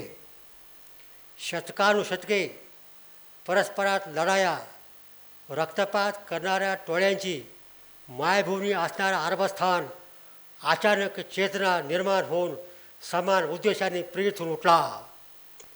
हा मेंढपाळाचा देश अचानक सम्राटांचे राष्ट्र बनला, नेशन ऑफ द किंग्ज. अर्धभटक्या जातीचे हे लोक जागतिक ध्येयाचे व कायद्याचे अधिपती बनले. जगाच्या कानाकोपऱ्यात नेण्यासाठी त्यांनी इस्लामचा ध्वज हातात धरला. त्यांना अल्लाकडून सांगण्यात आले होते की सर्व मानवाकडे दयेचा संदेश देण्यासाठी, एकश्वादाची घोषणा करण्यासाठी तुमची निवड करण्यात आलेली आहे. प्रेषितांची मानवतेचे उपदेशक म्हणून आपल्या वावंटातून ते बाहेर निघाले अरब लोक. आणि 30 वर्षाच्या आत आदर्श खलिफाच्या काळात आपला संदेश देण्यासाठी हिंदू कुशापासून अटलांटिकाच्या किनाऱ्यापर्यंत ते प्रत्येक राष्ट्राचे दरवाजे ठोठावीत निघाले. या अल्पावधीत त्यांनी प्रचंड साम्राज्य उभे केले, जे 1300 वर्ष सातत्याने प्रयत्न करूनही रोमनांनी उभारलेल्या साम्राज्यापेक्षा विस्तीर्ण होते. Spirit of Islam page number दिलेला पुढं. आता दुसरे Manavendra Roy, role of Islam, ते वाचवतो आणि थांबतो. हे ऐकून कोणीही चकित होऊन जाईल की, अगदी चकित होऊन जाईल की, अरबस्थानच्या वावटातून निघालेल्या व भटक्या उत्सवाने पेटून उठलेल्या काही भटक्या टोळ्यांनी विश्वास बसणार नाही इतक्या द्रुतगतीने प्राचीन काळातील 2 महाबलाढ्य साम्राज्यांना जमीनदोस्त केले, रोमन आणि पर्शियन. अलौकिक प्रेषित मोहम्मद यांनी तलवारीच्या जोरावर शांततेचा संदेश देण्यास आरंभ केल्यापासून केवळ 50 वर्षाच्या आत त्यांच्या अनुयायांनी इस्लामचा विजयी ध्वज एका टोकाला भारताच्या वेशीवर व दुसऱ्या टोकाला अट्लांटिकच्या किनाऱ्यावर नेऊन उभा केला. सुमारे 1000 वर्ष रोमनाच्या सैन्याला यशस्वी टक्कर देत पर्शियन साम्राज्य जणू यासाठी जिवंत राहिले होते की 10 वर्षाच्या आत अल्लाच्या तलवारीपुढे त्याला मान टाकता यावी. या इस्लामच्या विजयाच्या चमत्काराचे आता आधुनिक इतिहासकारांनी आता वर्णन करीत बसावे. माननीय रॉय यांनी ते सुरुवातीला जे वाक्य बोललं होतं, there is no people in the world so ignorant of Islam as Hindus, ते खोटं करण्याची जबाबदारी तुमच्यावरती आहे. आम्ही अभ्यास करतो इस्लामचा हे दाखवून द्या, आणि आम्ही इग्नॉरंट नाही हे समजून घेण्याची जबाबदारी आपली आहे. हे प्रबोधनाच्या मार्गानं इस्लाम समजून घेणं होऊ शकतं. हे सगळं आम्ही पुस्तकात लिहिलं आहे. हे सगळं मुस्लिम पंडिताकडून 561 पानं प्रस्तावना घेऊन तुम्ही खरा इस्लाम मांडा आहात. जगात फक्त इस्लामच विजयी होणार एका दिवशी, हे तुमचं म्हणणं बरोबर आहे. भारताची घटना कुराण, यात विरोधाला तर कुराण कोणी मान्य, हे सगळं त्यांनी मान्य केलेलं आहे. तर इतकं असतानासुद्धा तुम्ही निर्भीडपणानं हे भाषणं ऐकायसाठी आलात, याबद्दल तुमचे आभार मानतो. कारण काय, इस्लामवर भाषण माझं ठेवा असं अनेकाला सांगतो, पण हिंदू कधीही माझं भाषण ठेवायला तयार नाहीत. हा काय बोललेला आहे, काय भानगड होईल. मी म्हटलं जास्तीत जास्त मुस्लिम बोलवा आणि त्याला विचारा तुम्ही, ते म्हणतील ना खरोखर शेषराव मोरेंनी खरा अभ्यास केलेला आहे ते. तेव्हा आता थोडं इस्लामवर अभ्यास सुरू करा, इस्लामवर भाषणं ठेवा, तुम्ही करा. आता मी कायचा फार करू शकणार नाही. पुस्तक वाचा. मला इथं बोलवण्याचं धाडस केल्याबद्दल या धाडस करणारच होते ते. तुमचे आभार मानून थांबतो.